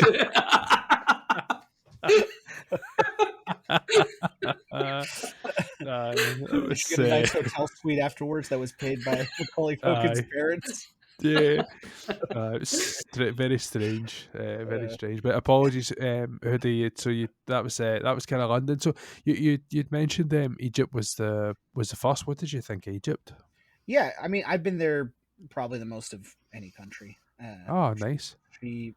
Mom also an award-winning photographer and illustrator, so she did a lot of that for her photography, and as well as making friends over there and what's nots. I think you're like an absolute man of mystery to me, by the way, because you're talking about this stuff as if it's nothing. Like, I went out and there's a photographer and whatever else. Like, it's won a couple of awards and all that, but it's all right. What was that? What awards? Like, was that so? Did you used to go around as part? Was that like part of that kind of business thing that you'd mentioned, like the kind of plans trips, like to help others? Was that part of that, or? No, the photography was a happy accident to be in those places. Wasn't intended, but she's there. She's got her beautiful camera, which unfortunately doesn't work anymore, but oh god, it was a gorgeous camera. And she'd take pictures and enter them into competitions. She has crap ton of ribbons and trophies or whatnot from those, and that was always fun. And slowly I picked up on that, and we'd enter competitions together and stuff like that for photography, and that was always just part of going on vacation, as well as, oh, we're also going to do this, but it was never like the intended thing. The travel companion for people with special needs was its own, like that's why we went to London, was because of that. Right. So, Egypt was never that, though. Not a lot of people planning trips to Egypt with special needs, unfortunately, because a lot of the ways around for accessibility is non-existent. So it's pretty cool, obviously, that we've been to these different places, and obviously, me and you, Gary, have had that kind of same experience growing up. Going on holiday to Spain. time and time again, which obviously, you know, different parts, it's still a holiday, and it would be different hotels, Yep. whatever else. You know, see, to be honest, even if you go on holiday to the same hotel, I don't judge people with that, because it's just nice to be away. But in terms of going on holiday, like, without your parents, talk to me about that, man. What was did you kind of branch out right away with that kind of thing? Like, where'd you head off to? So the last time I went on holiday was that time with the BB gun story. That was the last time I went on holiday with my mum and dad. All right. I think they wanted me to go when I was 16. I was like, nah, man, I'm too old for this. Oh, really? I was like, I'm not going away with you anymore. I was like, I'm kind of done. Fair enough. So they were like, that's fine. I was a legal age to stay in the house myself anyway and stuff like Yeah. that. So I wasn't myself, my sister was here. Aye. But you know what I mean? So that was the last time I went away with my mum. That was the last time I went away until I was, I think I was 18. And it was me and Siobhan, who was my girlfriend at the time, which is now my wife. Aye. We went to go and see my sister at Athens, excuse me. Oh, nice. She was pregnant at the time and she lived in Athens. Her husband's Greek, so we went there to go and see her. It was nice. We went for, I think we went for a week. I can't really remember, but we went for a week and it was nice. You know, that was my first kind of introduction into a city. Even though Athens is there's still beaches and stuff like that. It was kind of like that half and half. It was like a city break, but there was beaches.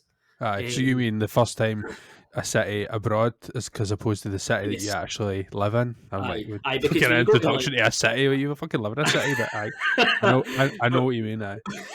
when you go to like Spain, you know, you're not going for the towns and all that. You're just going to go and sit at a beach and you know whatever else. But this was my first time. I was actually like, well, this is a different city and a total different way of living. And Aye. but it was good. You know, really enjoyed that. Really enjoyed. I didn't think I would enjoy like going to another city. You know, obviously, as you say, living in a city. You know, going to another city, I was kind of like, why do I want to go and see another city? Like, I know how a city works, but Aye. you know, when you go and you're like, well, everybody's like, it's like a completely different way of living. You know, you go from Scotland to Athens, and you know, you're having your dinner at like 10 o'clock at night and stuff like that. You know, Oh. it's a total different way of living. But no, it was really good. It was very, very strange going away with mum and dad, you know, because you have that kind of security blanket when you go away with your mum and dad, you know, like they're packing your suitcase, they're making sure you've got all your stuff. So it was really strange being 18 and being like, oh, I need to do all this myself. Aye. Go to the airport, I need to have all my clothes, I need to have everything ready, you know. That was really strange. But it was good that I kind of went with my girlfriend at the time because she's very much like me as well. You know, she's not really phased by much, and we've kind of got the same kind of taste and stuff. So just going away with her's always been great. You know. Aye. That's good. That's what you want to have then, where it's just that there's no too much kind of like, oh, what we're going to do, especially when visiting kind of family, whatever, because obviously you know your sister's staying there at the time, so she kind of knows like some of the places probably to go and whatever else. So it kind of takes the sting out of it a wee bit. Yeah, it was that kind of security blanket, but it was a hidden security blanket. You know, it was kind of like, oh, go and do your own thing today and all that. We would go away, but then you knew that like if you needed it, and you could phone her and be like, oh, we're here, or you know, where do we go now, or whatever, or where's in this nearest place and stuff. But it was probably a nice step to maybe just have somebody there to be like, oh, aye, this is what you do or where you go, kind of thing. But no, it was a good first holiday. Aye, that's good. I had a bit of the. It wasn't the complete opposite because it was a cracking first holiday with it, my parents. But I went away. It must have been maybe was I 19 at the time. 20. Aye, it was 20. It was 2012, I think it was. We went to Turkey. I was working at the time, and one of my good friends was obviously quite friendly with two of the people that he went to school with. So my friend Michael and you know his friends, and I was quite friendly with them as well. We'd hang out quite a bit when I was through there. Ryan and Barry, who you've obviously met, Gary. Yep.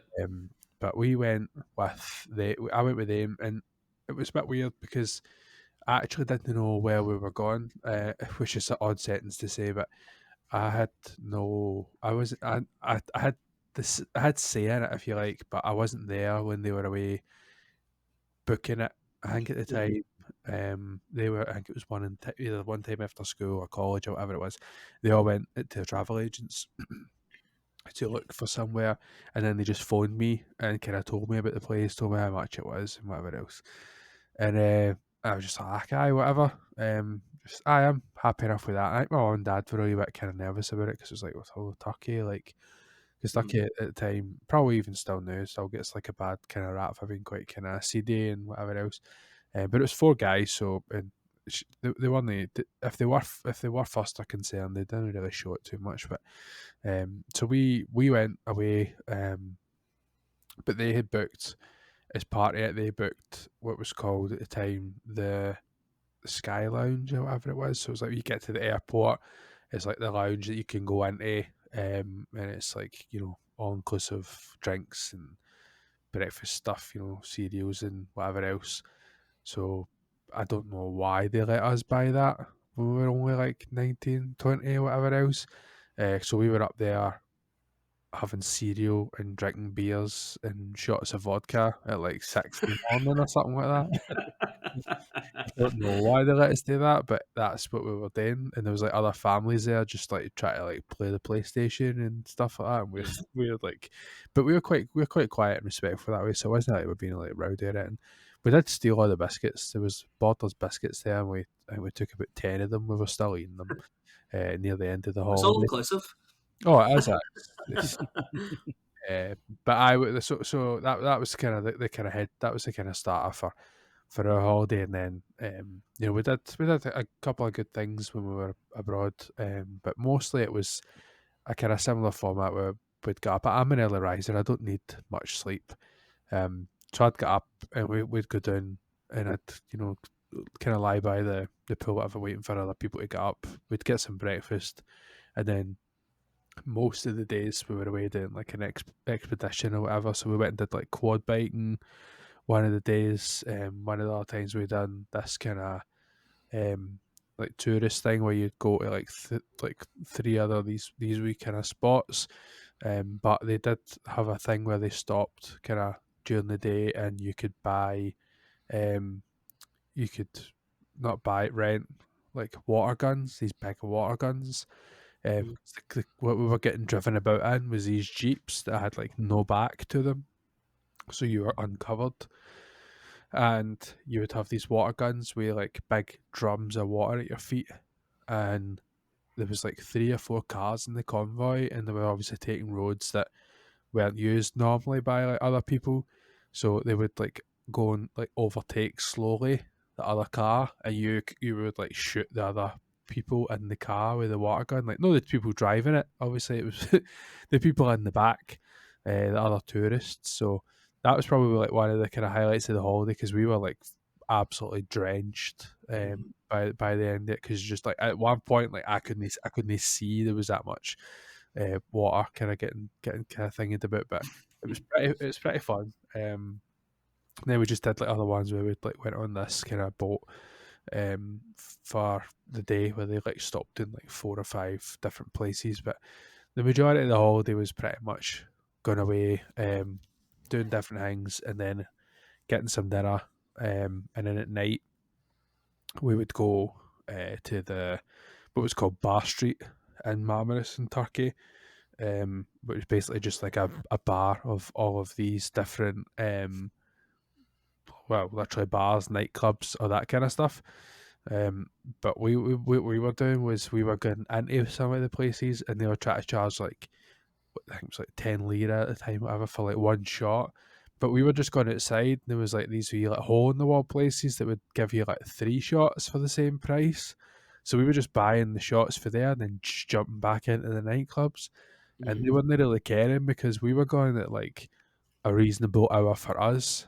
So see, when we were going home at like 2 in the morning, like other people who were like local to the place were just getting out, and we were getting home. So they didn't really care. But it was a pretty good holiday.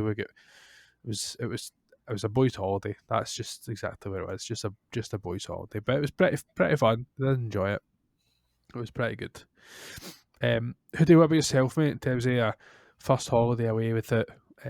without your mum? What was that like? Yeah, I think it started real slow of like, oh, we're, going on vacation together, that it's okay, well, I'm going to go do my own thing one day and just go off that way. And then it slowly turned into, oh, I'm going to go camping for the week. And I think that was like the first real, oh, Oh, I'm going out into the woods and I'm setting up a tent and I'm doing my own thing now. proper camping, like just Oh one yeah, with wilderness, really? yeah, yeah. I walked there and everything. I don't drive, so yeah, walked to the campgrounds and enjoyed myself. Nice woodland area. Stayed there for a weekend, and then I continued to do that. Other than that, go down to like the beach, things like that. That's But so fascinating to me, by the way. Like the whole idea of camping. Like I've never done camping before, ever. Just oh, I've never done that. Never mind. Like, what about see like the wilderness things? Like, was there ever any like remote possibility of like bears and stuff? Like, I just thought I'd ask that Funny, because that's funny. we don't have that here. We don't have any bears or fuck all here. So, like, camping to us is just you got the Highlands and leave the car. That's you. You're camping. You know what I mean? Like, yeah, what about you? Like, was there that kind of? I just want to ask. I'm not expecting a Yogi Bear story or anything, but yeah. Well, I think there's that kind of camping too. You take the car. That's what Mom and I would do. We'd take Grandpa. We'd have him and we'd all set up shop and then sleep in the car at night or whatnot. And later on, it was let's try a tent and whatever. But you could pick different campsites that have different like you know charts of what wilderness is there, kind of thing. So you right. could know what's in the vicinity. And I'm not about to fight a bear. I think I would lose. There's a chance, but it's a very small chance that I'd win. And so I'd look for those campsites, obviously. So I don't think there was ever a chance of bears that I could think of. And I tend to always try and find places that were by the bridge where I'd at least see a crossing, so I'd know, where things are, or the river, so I could follow that kind of thing and enjoy my time that way. Saw several deer, things like that are out there, obviously. Aye. But yeah, no major threats outside of strangers wandering up on your campsite and being like, it's already taken, and then they have to get disgruntled as they walk away to find their own. But yeah, no, it's always pretty safe, I'd say. So you mentioned there, like, going. Every answer you give me is a million questions that I have.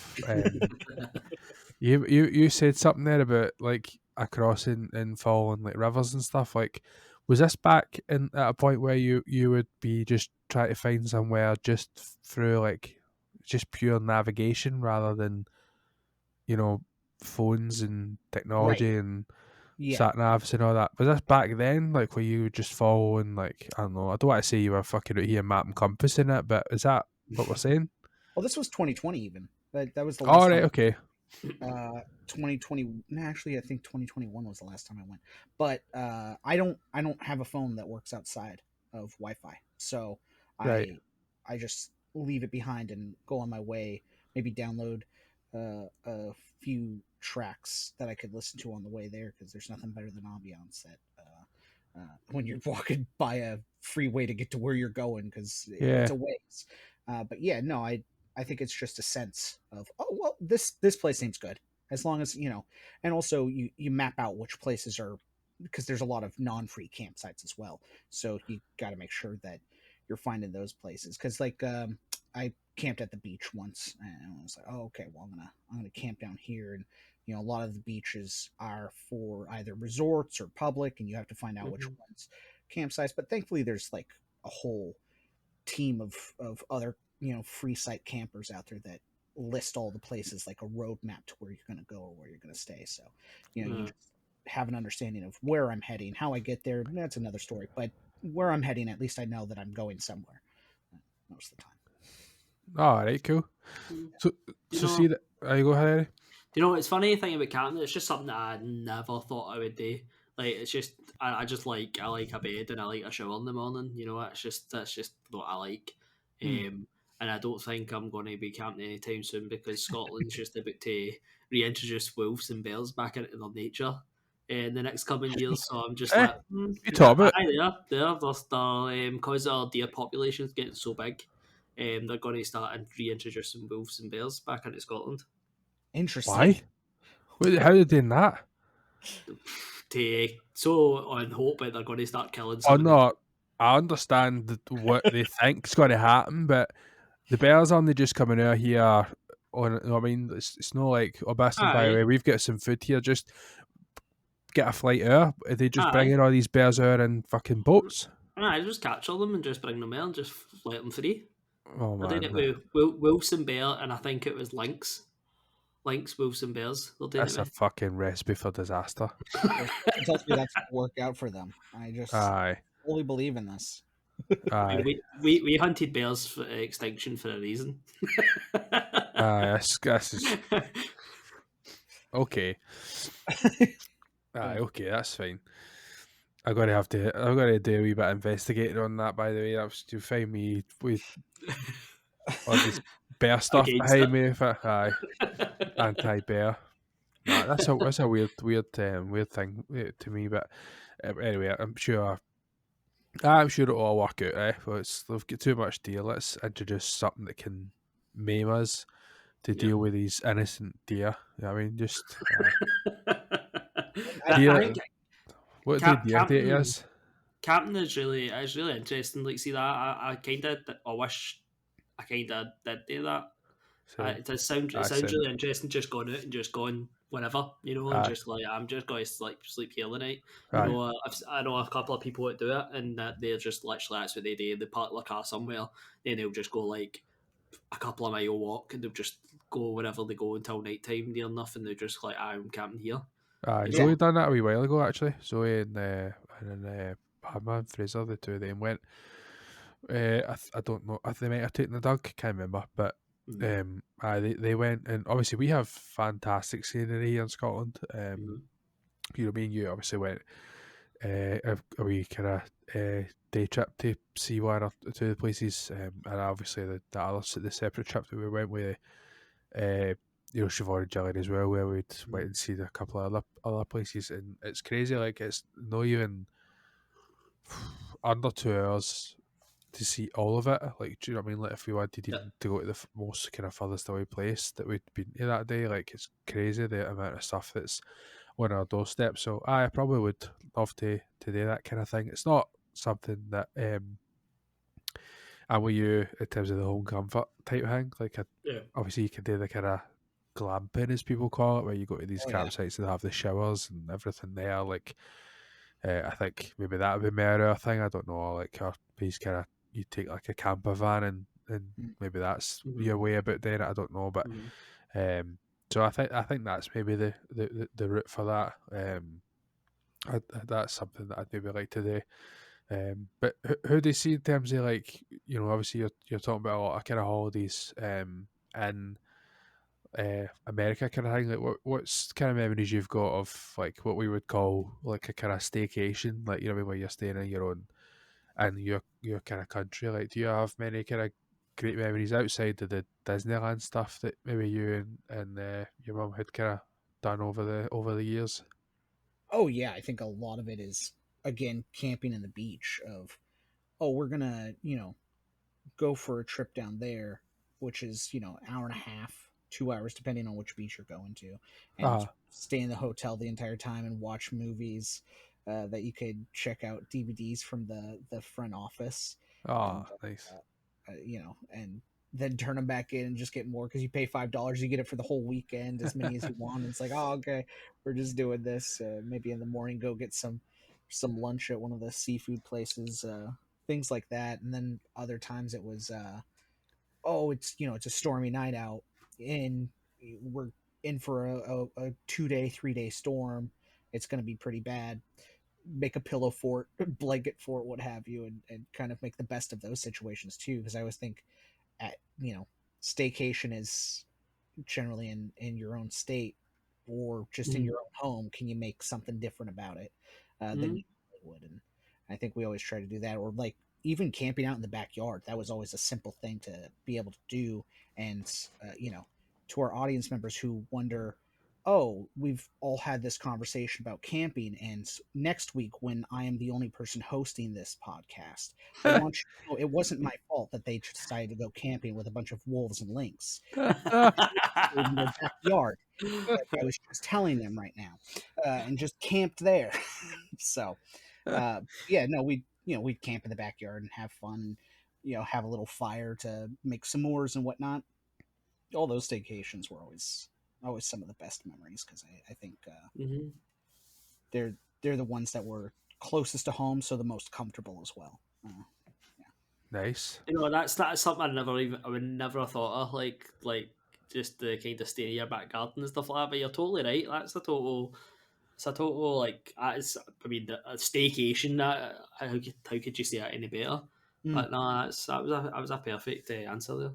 Aye, I definitely. What about you, Gary, in terms of memories for yourself? Obviously, I think even as recently as this year, last year, that kind of you did a few different trips, in Scotland. Yeah. So obviously, as Hudi was saying, was his state. Like obviously, Scotland's probably about the size of his state. So, Or so smaller. we include Scotland as a whole. But yeah, so it was kind of. I think it was the time me and Sean went to Inverness with our two wives. It was kind of the time I was like, wait a minute, like I opened my eyes. I was like, there's so much stuff around Scotland that you just take for total granted just because you live here.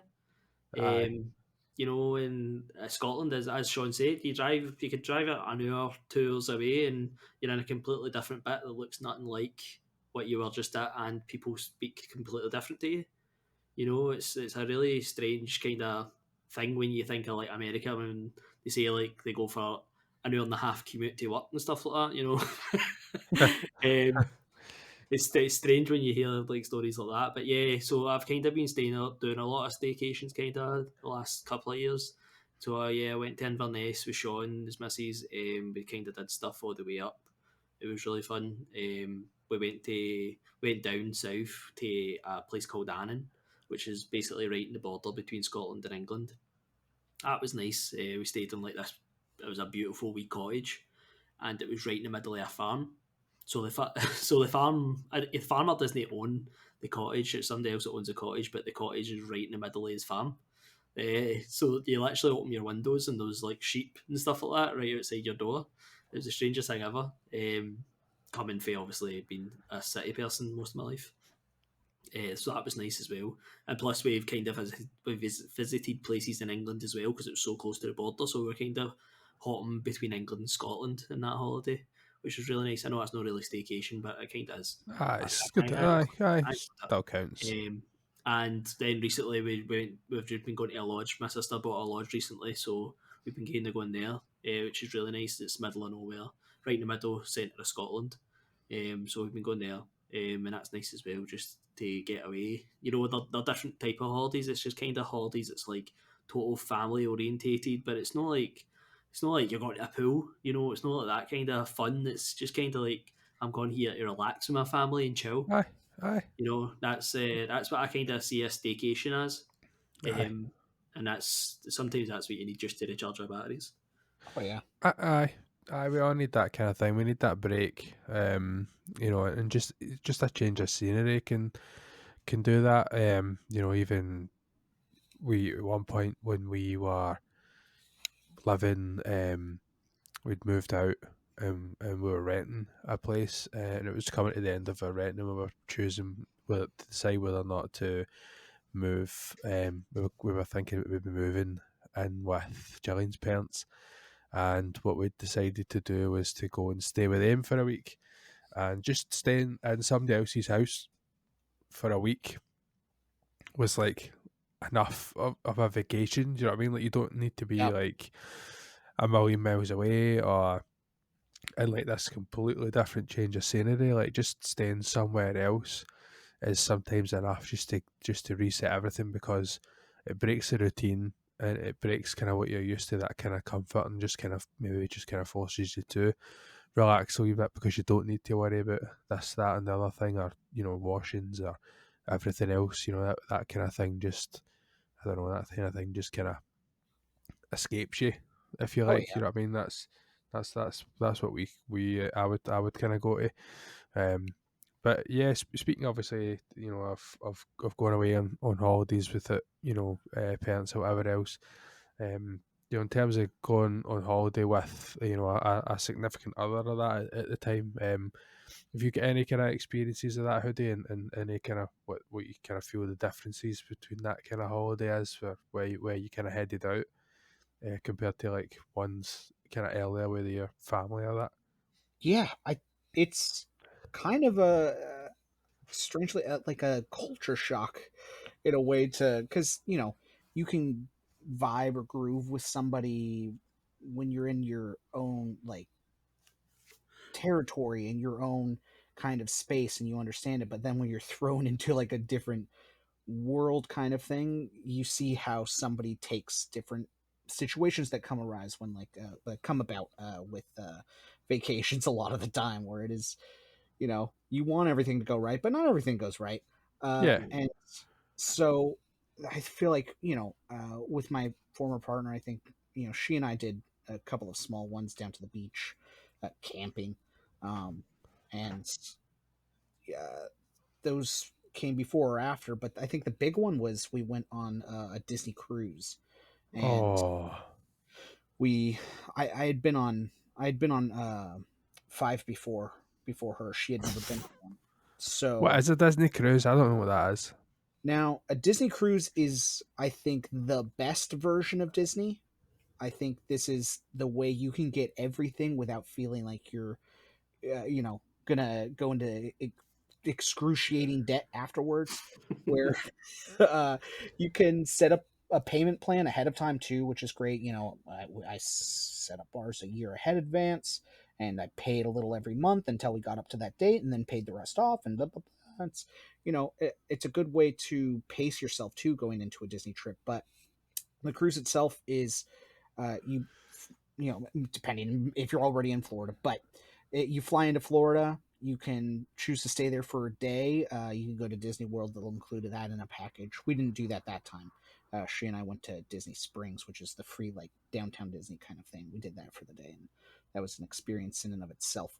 But uh, you board from Florida, and they have multiple different ones, like a 4-day one or 7-day one. We were on the 7-day one, so we went from Florida to the Virgin Islands, my homeland, as everybody knows.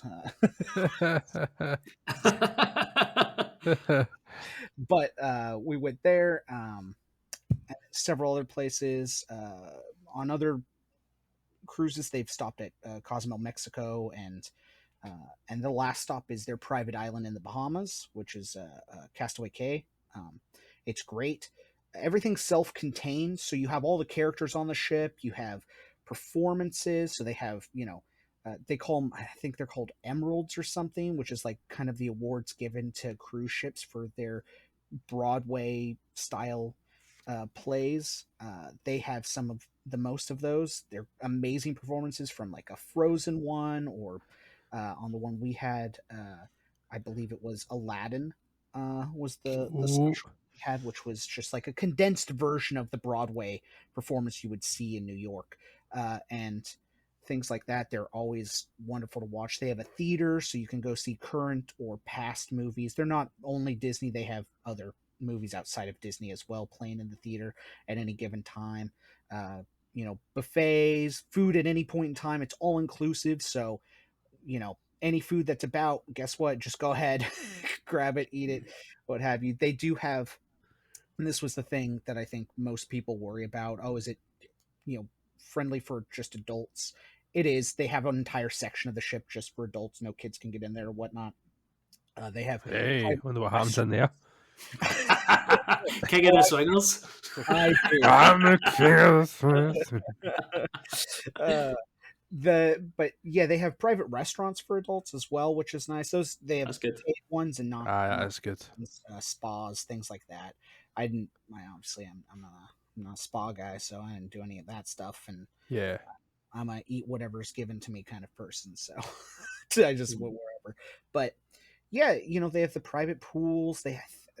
They just launched the newest ship, which eventually excited to go on. But that one has like 6 pools. The one that we went on had 4 pools, and then a water slide that you could go on that wraps around the ship, things like that. Real fun experience. Like, again, I went as a kid and then I went in as an adult, and both experiences just amazing. And then somewhere in the middle as a teen, they even have a teen experience. So, it really is just a magical trip. But we went on that together, and it was a thing of, oh, this is interesting. Okay, you have a different vibe than I do when I go on vacation. I'm very, hey, if something happens, I'm gonna do that now. I'm not worried about it. Don't worry, I'll move on.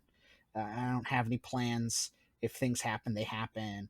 And it was the opposite end of, no, we need to figure out this and this and this. And I'm like, okay, yeah, no, I'm just so, let's chill. It'll work out. Don't worry about it. So it was interesting figuring out that dynamic and the sweet spot of that. So is it like they were wanting to maybe plan too much? Is that? Not even plan too much. It was just more structure, and I'm just not a structured person. So, I obviously both have pros and cons to either one of us. So, it was trying to meet each other in the middle to be like, okay, well, we'll do this and this way, and generally, if somebody likes structure, I'll just go along with that anyways, because I'm a go with the flow kind of person.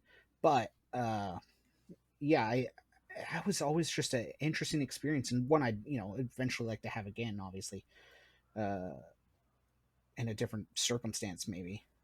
But yeah, it was, hey, we're both adults, so we're doing our own things. Like, I went to I on the ship they'll have different like activities that you could do, and one of the activities was to get a preview of Onward for the Pixar movie, and uh, you know they went to go do that, and that was fun for them. And I was like, you know what, I'm gonna go to this timeshare seminar, and I'm gonna sit here for 2 hours, because at the end of it they're gonna give me $200 for sitting here for 2 hours. Wow. And so I just went and sat and watched a seminar about timeshares uh, for that, and they gave me I money. didn't think that was a real thing. Like, I've heard about this kind of thing. Like, But yeah.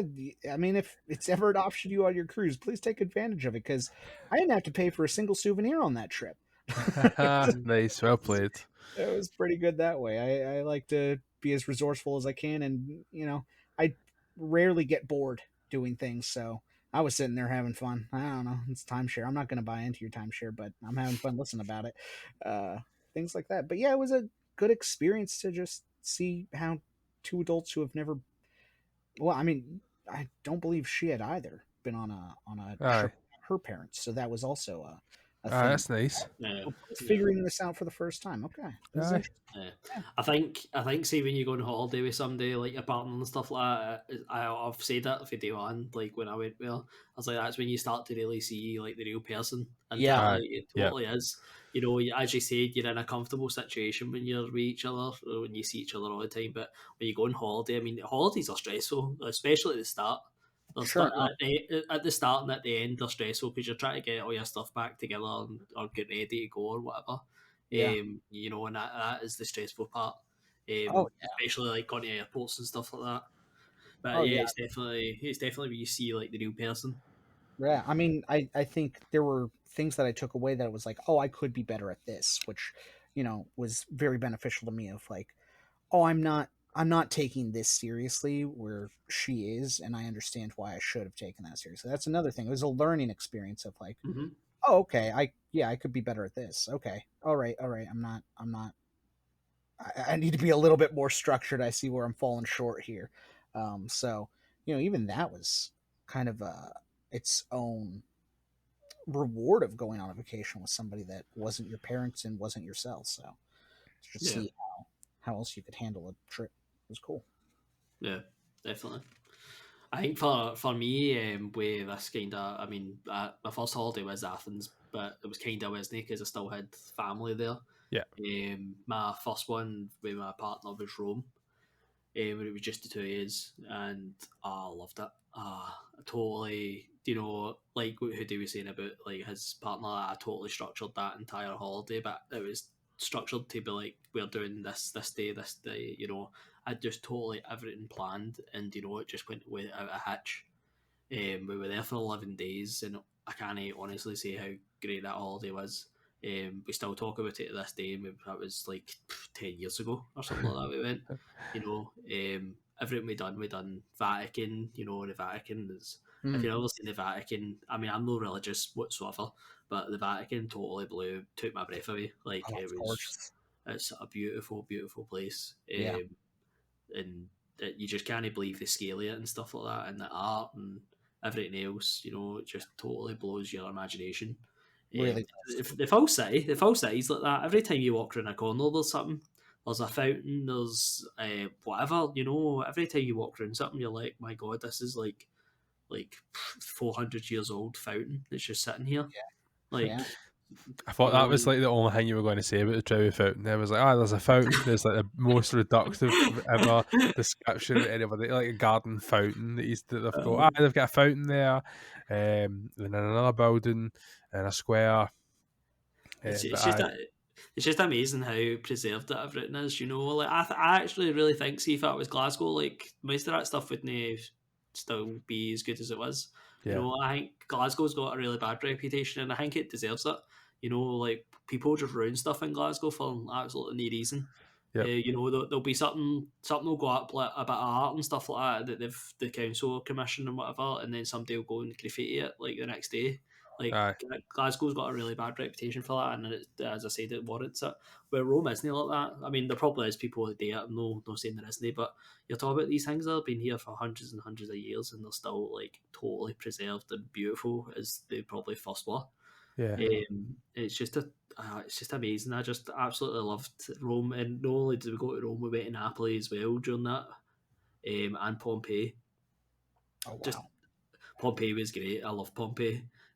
Pompeii was a strange place because you're like, wow, this is amazing. Like, this is where these people were when this disaster happened and stuff like that. But it had that kind of like, wow, but eerie feeling as well, because you're like, oh, this is weird, because this is like where everybody died, and like they're still obviously excavating everybody, and like there's actually the bit that you walk through, and it's not like a museum, but it's like where the excavation stuff is, and it's like the casts of the people's bodies and the animals and stuff like that, and it's a really strange and surreal place to go to.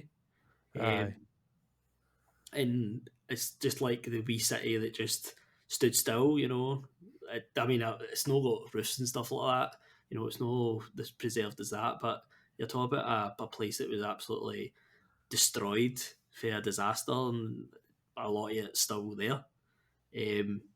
That was a really eye-opening kind of experience in Pompeii. But Rome was amazing. Absolutely loved it. I couldn't. It's a place that I would definitely want to go back to. And going with my partner was just as special. That was the holiday. You kind of realise like, oh, we totally love the same stuff. Like she was happy that it was structured. Because it kind of gave us something to do every single day. We went for 11 days, so it was a long time. Yeah. And I covered most of that way doing stuff every day. And it was great. It was great. I loved it. It was one of the best holidays I've ever been on. That's cool. Food there, right? What? Sorry. How good is the food there, right? Honestly, the food. It's if you like Italian food and you're going to the place. The only thing that is rubbish there is pizza. I have to say, pizza. It was rank. We actually went to TripAdvisor and looked up the place that was supposed to be the number one place for pizza in Rome, and we went. And I swear to God, I got it was a bit of bread with meat on top of it. That was it. That was my pizza. No cheese, no nothing, no sauce, no nothing. It was just literally a bit of dry bread with a bit of prosciutto ham on top of it, and I was like, what is that? Abomination. They're over there like, this is the classic. You're like, hold on a minute here, man. You forgot half it. Like, that's the one thing the rest of the world appropriated, right?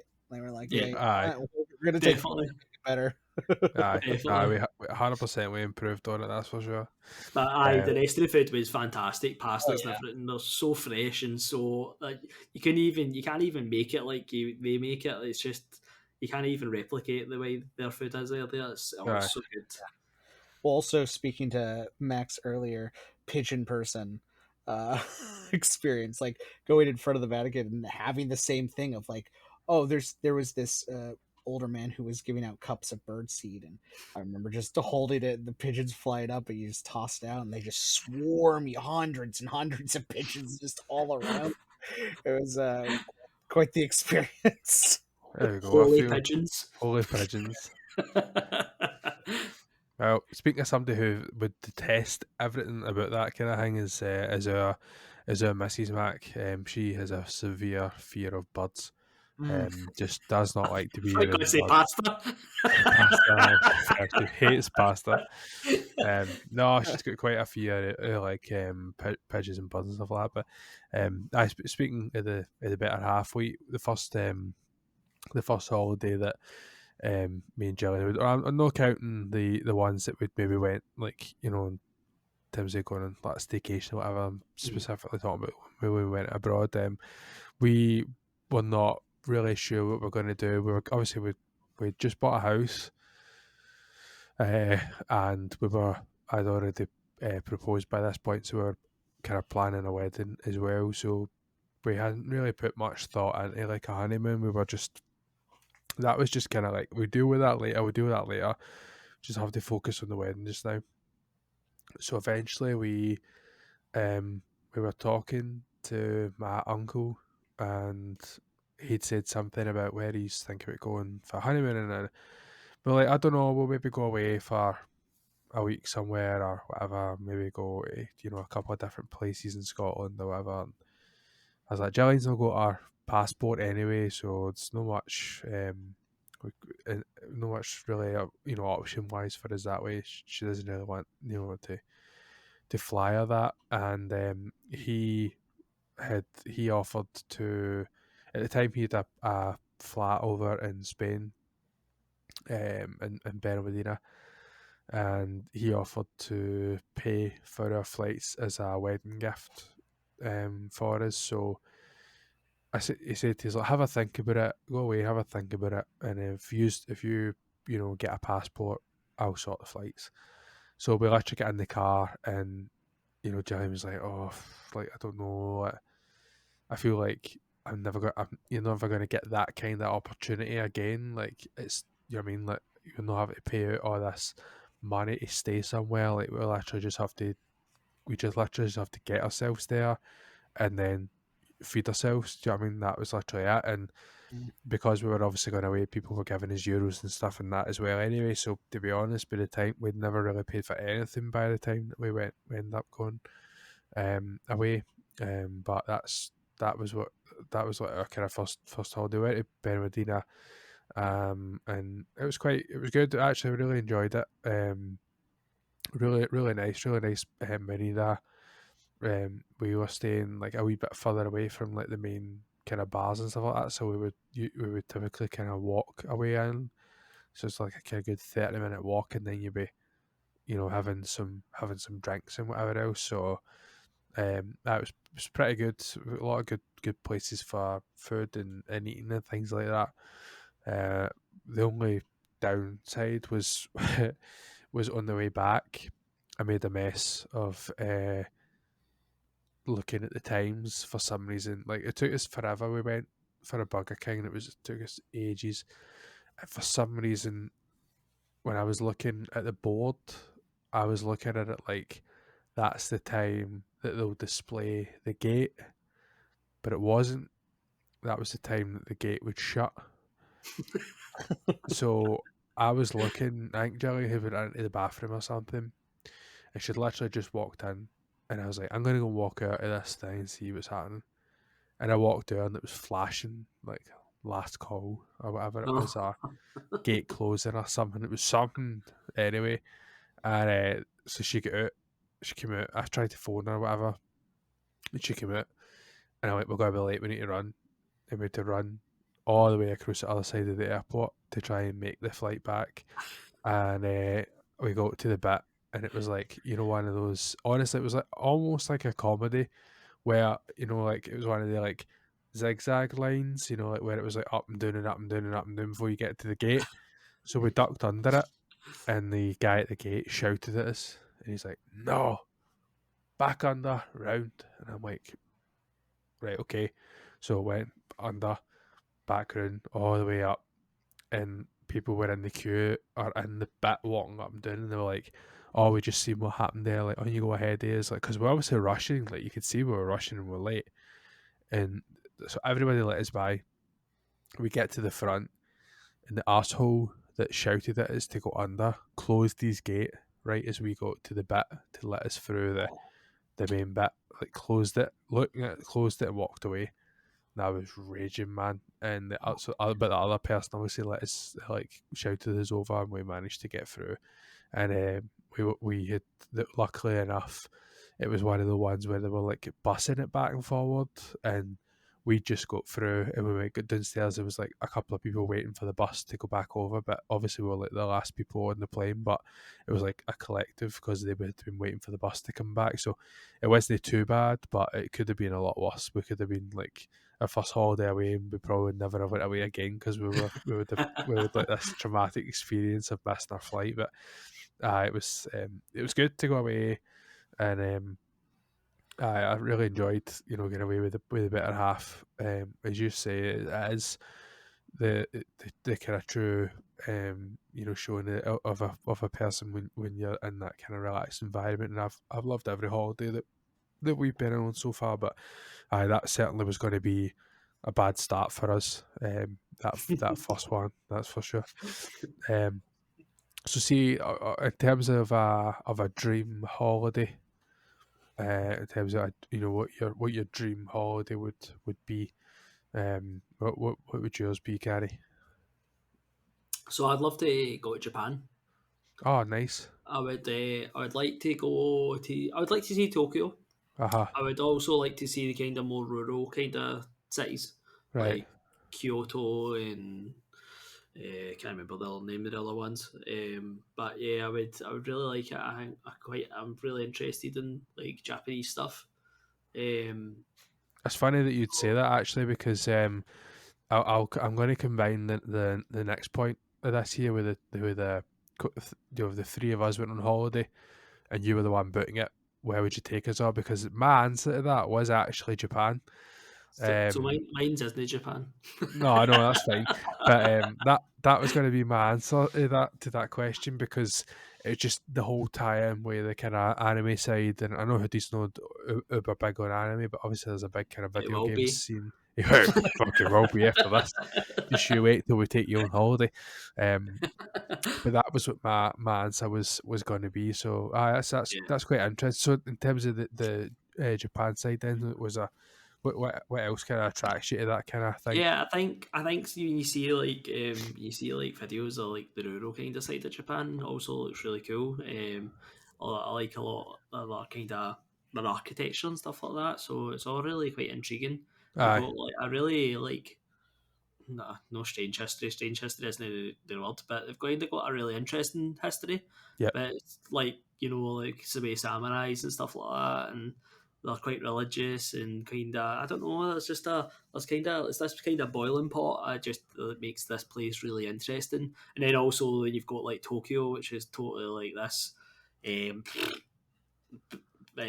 center pot for uh, like uh, invention. Aye, aye, It's totally a technology kind of city, which is just like the total opposite of the rest of yep. it. I just totally, I don't know, it just totally interests me. It's always a place that I've always said that's where I would love to go. It would be an absolute killer to get there for Oh, Scotland, aye, yeah. yeah, it's somewhere I would really like to go. So where If would you take us then if you couldn't take us there? Or not you I, couldn't, but you on the plan to take us there? So my question for that was going to be, I'd like the three of us to do the NC 500. So All right, okay, aye. if anybody doesn't know, it isn't Scottish. So there's a thing called the NC 500, which is called North Coast. It's North Coast 500, so it's 500 miles, and it's basically up the top of Scotland, and you drive all the way around Scotland. Um, and I would like to do it. Like, it would be cool with 3 years, like a camper van, and just Aye. like going place to place to place to place. Only think if we're allowed to film it somehow, you know. We Of course. put a green screen or a hoodie or something, but we just have one of them things that just records. Or hoodie can Podcast be the every night. one that records. Aye, hoodie can record it. He can hold the Oh, yeah. camera, I'm on but board. that sounds But that sounds good. Good answer. Yeah, I've always kind of liked the idea of that kind of NC500. Always really interesting. Again, that's kind of the same as the Japan thing. Like, you're kind of going to all these places in Scotland that you would never ever think of going. You Aye. know, and it's all these kind of wee rural, wee villages and no, even cities. They're all villages. And yeah, that's something I've always wanted to do, and I think that'd be really cool to do with pals. Ah, nice. Hoodie, what about you, mate? What would your dream holiday be? And then obviously the second part of that, if you were the person arranging for the Vault Dwellers to go on holiday, where would you take us? Vault Dwellers on tour. One day, you know, what an experience that'll be. Yeah, I mean, my answer has always been Japan, but just to be different, Route 66, I think, would be the next. Oh, nice. To go along the entire route of that would be pretty incredible. Aye, that would be a really good one for that. To be honest, I actually have that down as my dream holiday as well. As it was kind of the 66 tour of / tour of America. Like, I wouldn't mind even just doing like hitting a few spots, you know, just to see. Like, obviously, you know, you see pictures and images and whatever else of, you know, California and all that kind of stuff, San Francisco, whatever else. Like, we had my dad and uncles and that spent a bit of time in San Francisco, spent a few years in that. My uncle actually overstayed his visa when he went, and he tried to go back on holiday like a few years later, and they wouldn't let him in the country because he outstayed his visa the first time round. I think he even got over there and they like sent him back on a plane. So it was like, so it's quite traumatic for him, I think. But aye, so that's what I would love to do, you know, and obviously, you know, if you had, you know, the money, I'd like to just, you know, go to Vegas for that, for the sake of seeing it at night and seeing it all and all that up and whatever else. So that would be what probably my dream holiday would be. Realistically, because I think it would be a lot of money, and it's hard at this point in life to be like, I'm going to spend all that money to go to America. But realistically, if we were somewhere in the middle, from like what we go as far as a holiday now, and that would probably be, you know, just somewhere that you see some of these places. It's like they kind of all inclusive, like they come and serve you and whatever else, and you're just fucking lying like a beached whale. Like that would be perfect for me. Just lying in the sun, or you know, going to somewhere that just is just quiet, and you know, you're able to just get some good drinking in. But so obviously my answer obviously for where we would go on holiday would be to Japan, like I'd mentioned. Hoodie, was that your kind of Route 66? Was that the answer for both, or where you would take us, or would you take us somewhere separately if the Vault Dwellers were going on tour? Okay, so I was thinking about this throughout the podcast of what would be a great trip for all of us. Now, this one would be a weirder one because it's not a single place, but it would be the map of Guy Fieri's diners, drive-ins, and dives. Every place he's ever been to, and we go and try out all the food at, or whatever main food he ate at that place at that time. Oh, that would be good. You would have to tell me that I was eating, because otherwise we would only make it to 2 places, and then Gary would fall out of me because I'm the most indecisive person when it comes to picking food. We go to like Asda to pick snacks, and I'm like I just most of the time I leave without picking snacks when I go to the shop with Gary, because I'm that indecisive that I don't pick anything. So. He's no rag, by the way. Like, literally, if we go out and it's like, right, Sean, we're going to this place, here's the menu, look at it for a week. You've got a week to pick, and that's what you're getting. And I don't decide until the person comes up and asks me what I want, and then that's when I decide. And I'm no joking. That's just how indecisive I am. So that's a pretty good well thought out idea, actually. I quite enjoyed that. Can I ask who did it is Japan? What was his Japan thoughts? Yeah, I just think Japan culturally is so interesting, and to be kind of even 1% in that world and understand what's going on to the best of my ability and just kind of live in that, I think would be so beautiful in a way and enriching. I also think the food is phenomenal. So, I mean, I any place I go, I'm eating, right? And I Yeah. tend to try whatever I can. So I'd like to do that for a trip around places to try amazing different styles of sushi and whatnot. But yeah, Japan has always just been a beautiful destination that I've wanted to go to, and also why not go to Disney while I'm at it and I know. try out Yeah. their theme parks there. So.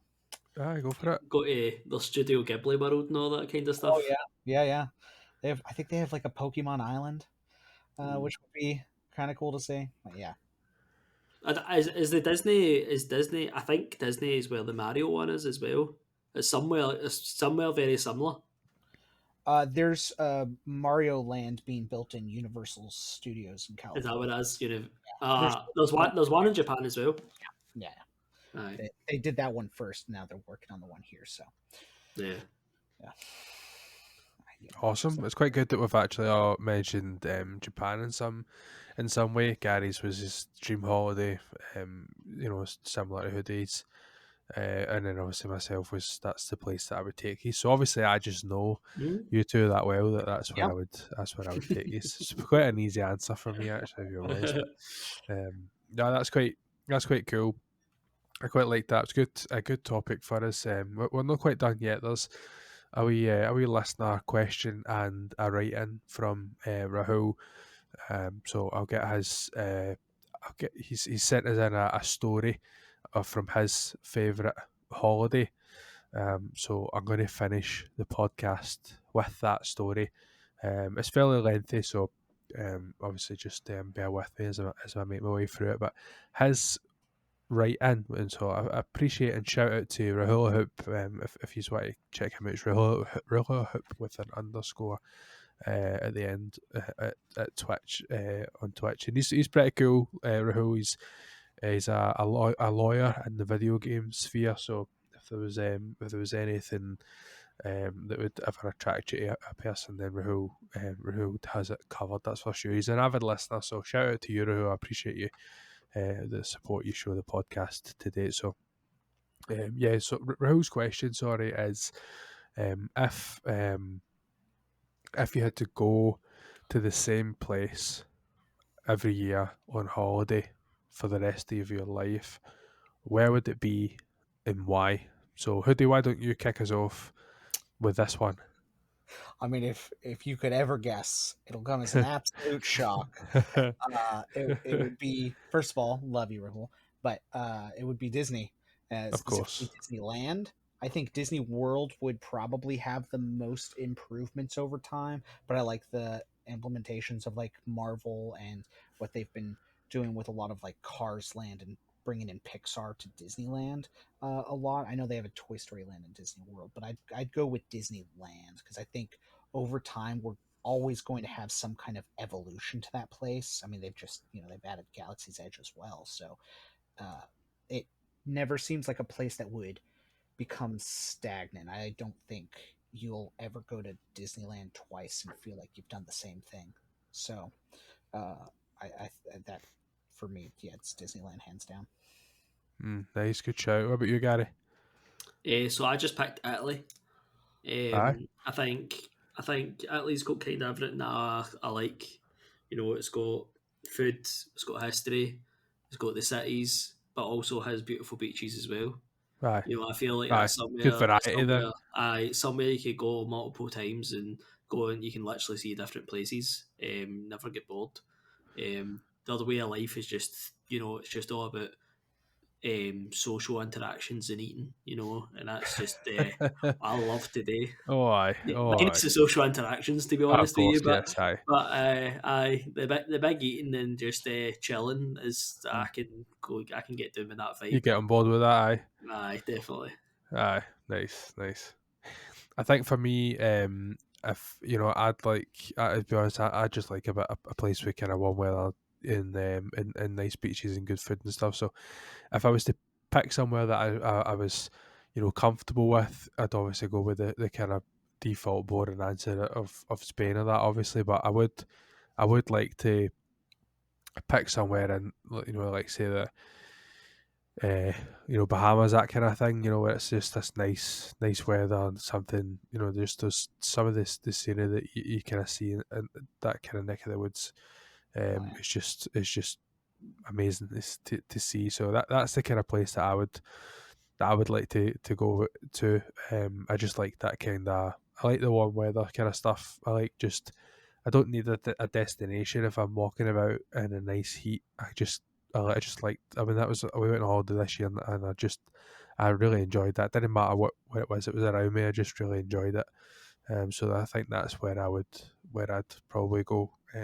Or basically my answer would be wherever Gillian wanted to go. Destination Jillian. That would just be my answer. But that's where I would like. I don't really need. I'm a creature of habit anyway. So if I found a number of places that I liked eating, I wouldn't mind going to the same place. I don't need to switch things up too much. And I appreciate obviously who did mention about Disney, Disneyland and whatever. I'd love to go to Disney, and it's a place that is just, it is simply a magical experience. It looks to be anyway. And obviously I would have leaned more towards that if it wasn't for obviously just that. I've never been, but the only thing I've heard that would kind of put me off the likes of Florida and that is just the kind of humidity, the sheer kind of humidity and heat, without it being the same heat that I'm talking about. That would just that would probably be enough to kind of put me off. So I think that would be my choice. Somewhere with a big sunny and beach. Only Disney would put a studio place like that in the middle of a place that's absolutely just extreme temperatures, extreme weather. Yeah. Has animals that can kill you outright, alligators, snakes, the most snake population in the full America, Let's build a theme park for children. Yeah. Oh dear. Right. Okay. To wrap up, strap in, boys. We've got strap on. We've got a wee story to tide us over. I haven't read this. Rahul says it was not safe for work. I don't know how not safe for work it is, so I'm going to read it anyway because I thought, fuck it, it's our podcast, we'll do what we want. So I'll go through and I'll read it. I've not read it, so I'll go through it here. This is from a hula hoop, and I'm just going to read it verbatim, so as if it's him reading it rather than me trying to change verbiage, because I'm just not very good at that. So he's writing, and he says, I went on a tour of west coast of the US with the lads. We started in San Francisco, then made our way south to Vegas, then LA, then a 2-day excursion to Santa Monica, and finished at Coachella. There were so many stories for this trip, but this is my favourite.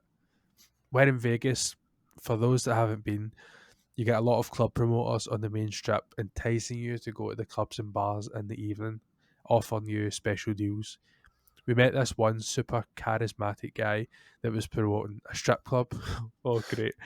He gave us all the spiel about how we could get a limo to pick us up from anywhere in Vegas, get us free entry, etc., etc.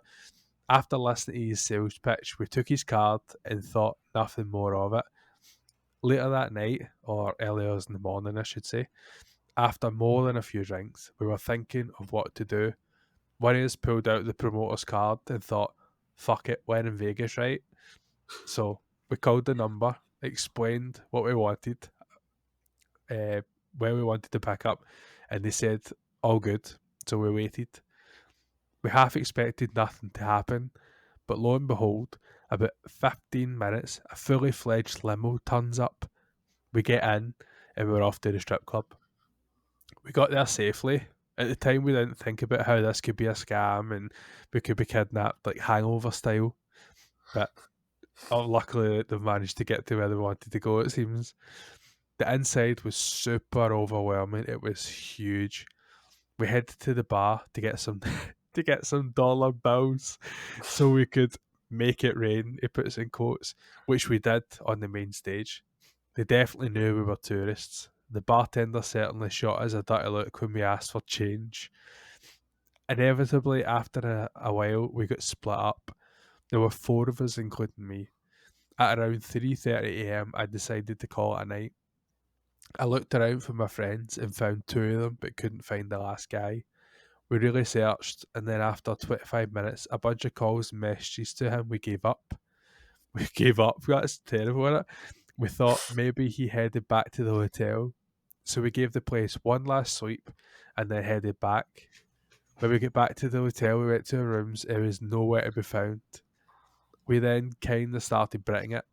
What if he get lost? What if something happened? Like, actually, like hangover style.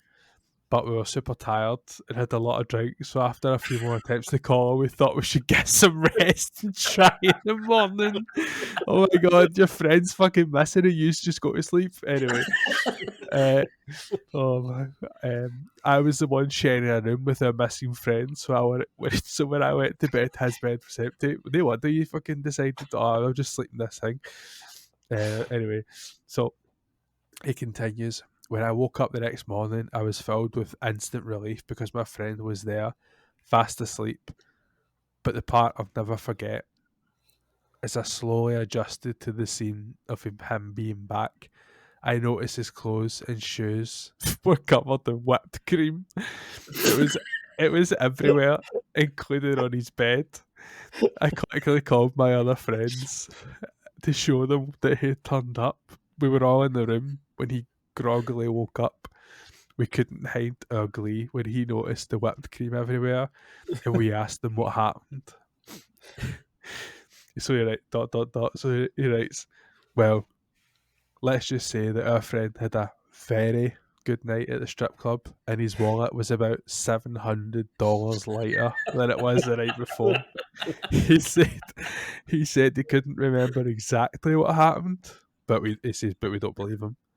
We could only imagine how smashed he must have been to be to be making his way back to the hotel, covered in whipped cream and all the looks he must have got. We had to lend him money for the rest of the trip, as this was not a planned expense. We were still in the first third of our trip. The other 3 of us remember it like it was yesterday, and to this day we tease him about it, and we'll likely bring this up in a speech when he gets married one day. That was a perfect story. I really enjoyed that one. Nice one. Gary's probably laughing because he can think he maybe one of our mates that would be in a very similar boat.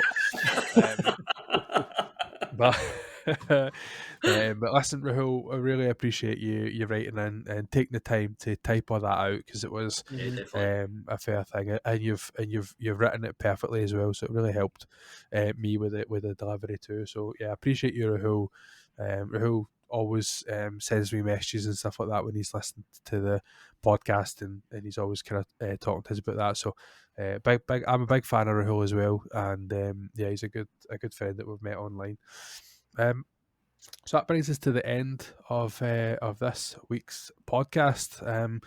Really appreciate those who've listened, and obviously, as we get towards the end of the year, we've got something really exciting episodes coming up. Obviously, we've got next in the next few weeks. I was going to say next month. I just realised we're actually in October. At the end of the month, we have a Halloween kind of episode where we're speaking about Halloween memories, and we're also going to append at the end a wee review on Hocus Pocus 2. So stick around for that, and then obviously heading towards the end of the year, we'll then be looking at Christmas memories and some reviews of our and everybody's famous and favourite Christmas movies of the likes of The Elf. So The Elf, the budget version of Elf.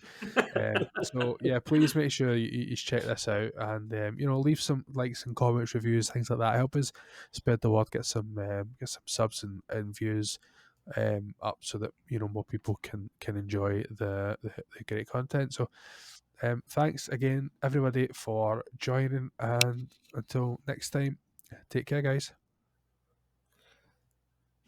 Welcome back. Goodbye, children. Thanks again for listening to another episode of the Vault Dwellers Podcast. You can keep up with Gary Moore at Gary Moore's Art over on Instagram. Keep up with myself, Twitter, on Twitch at MrMac92, and you can't keep up with Hoodie at The Penny Marvels over on Instagram. A very special shout out to Al the Predator Tribesman for creating the intro and outro music. Thanks again for listening. Take care. Bye.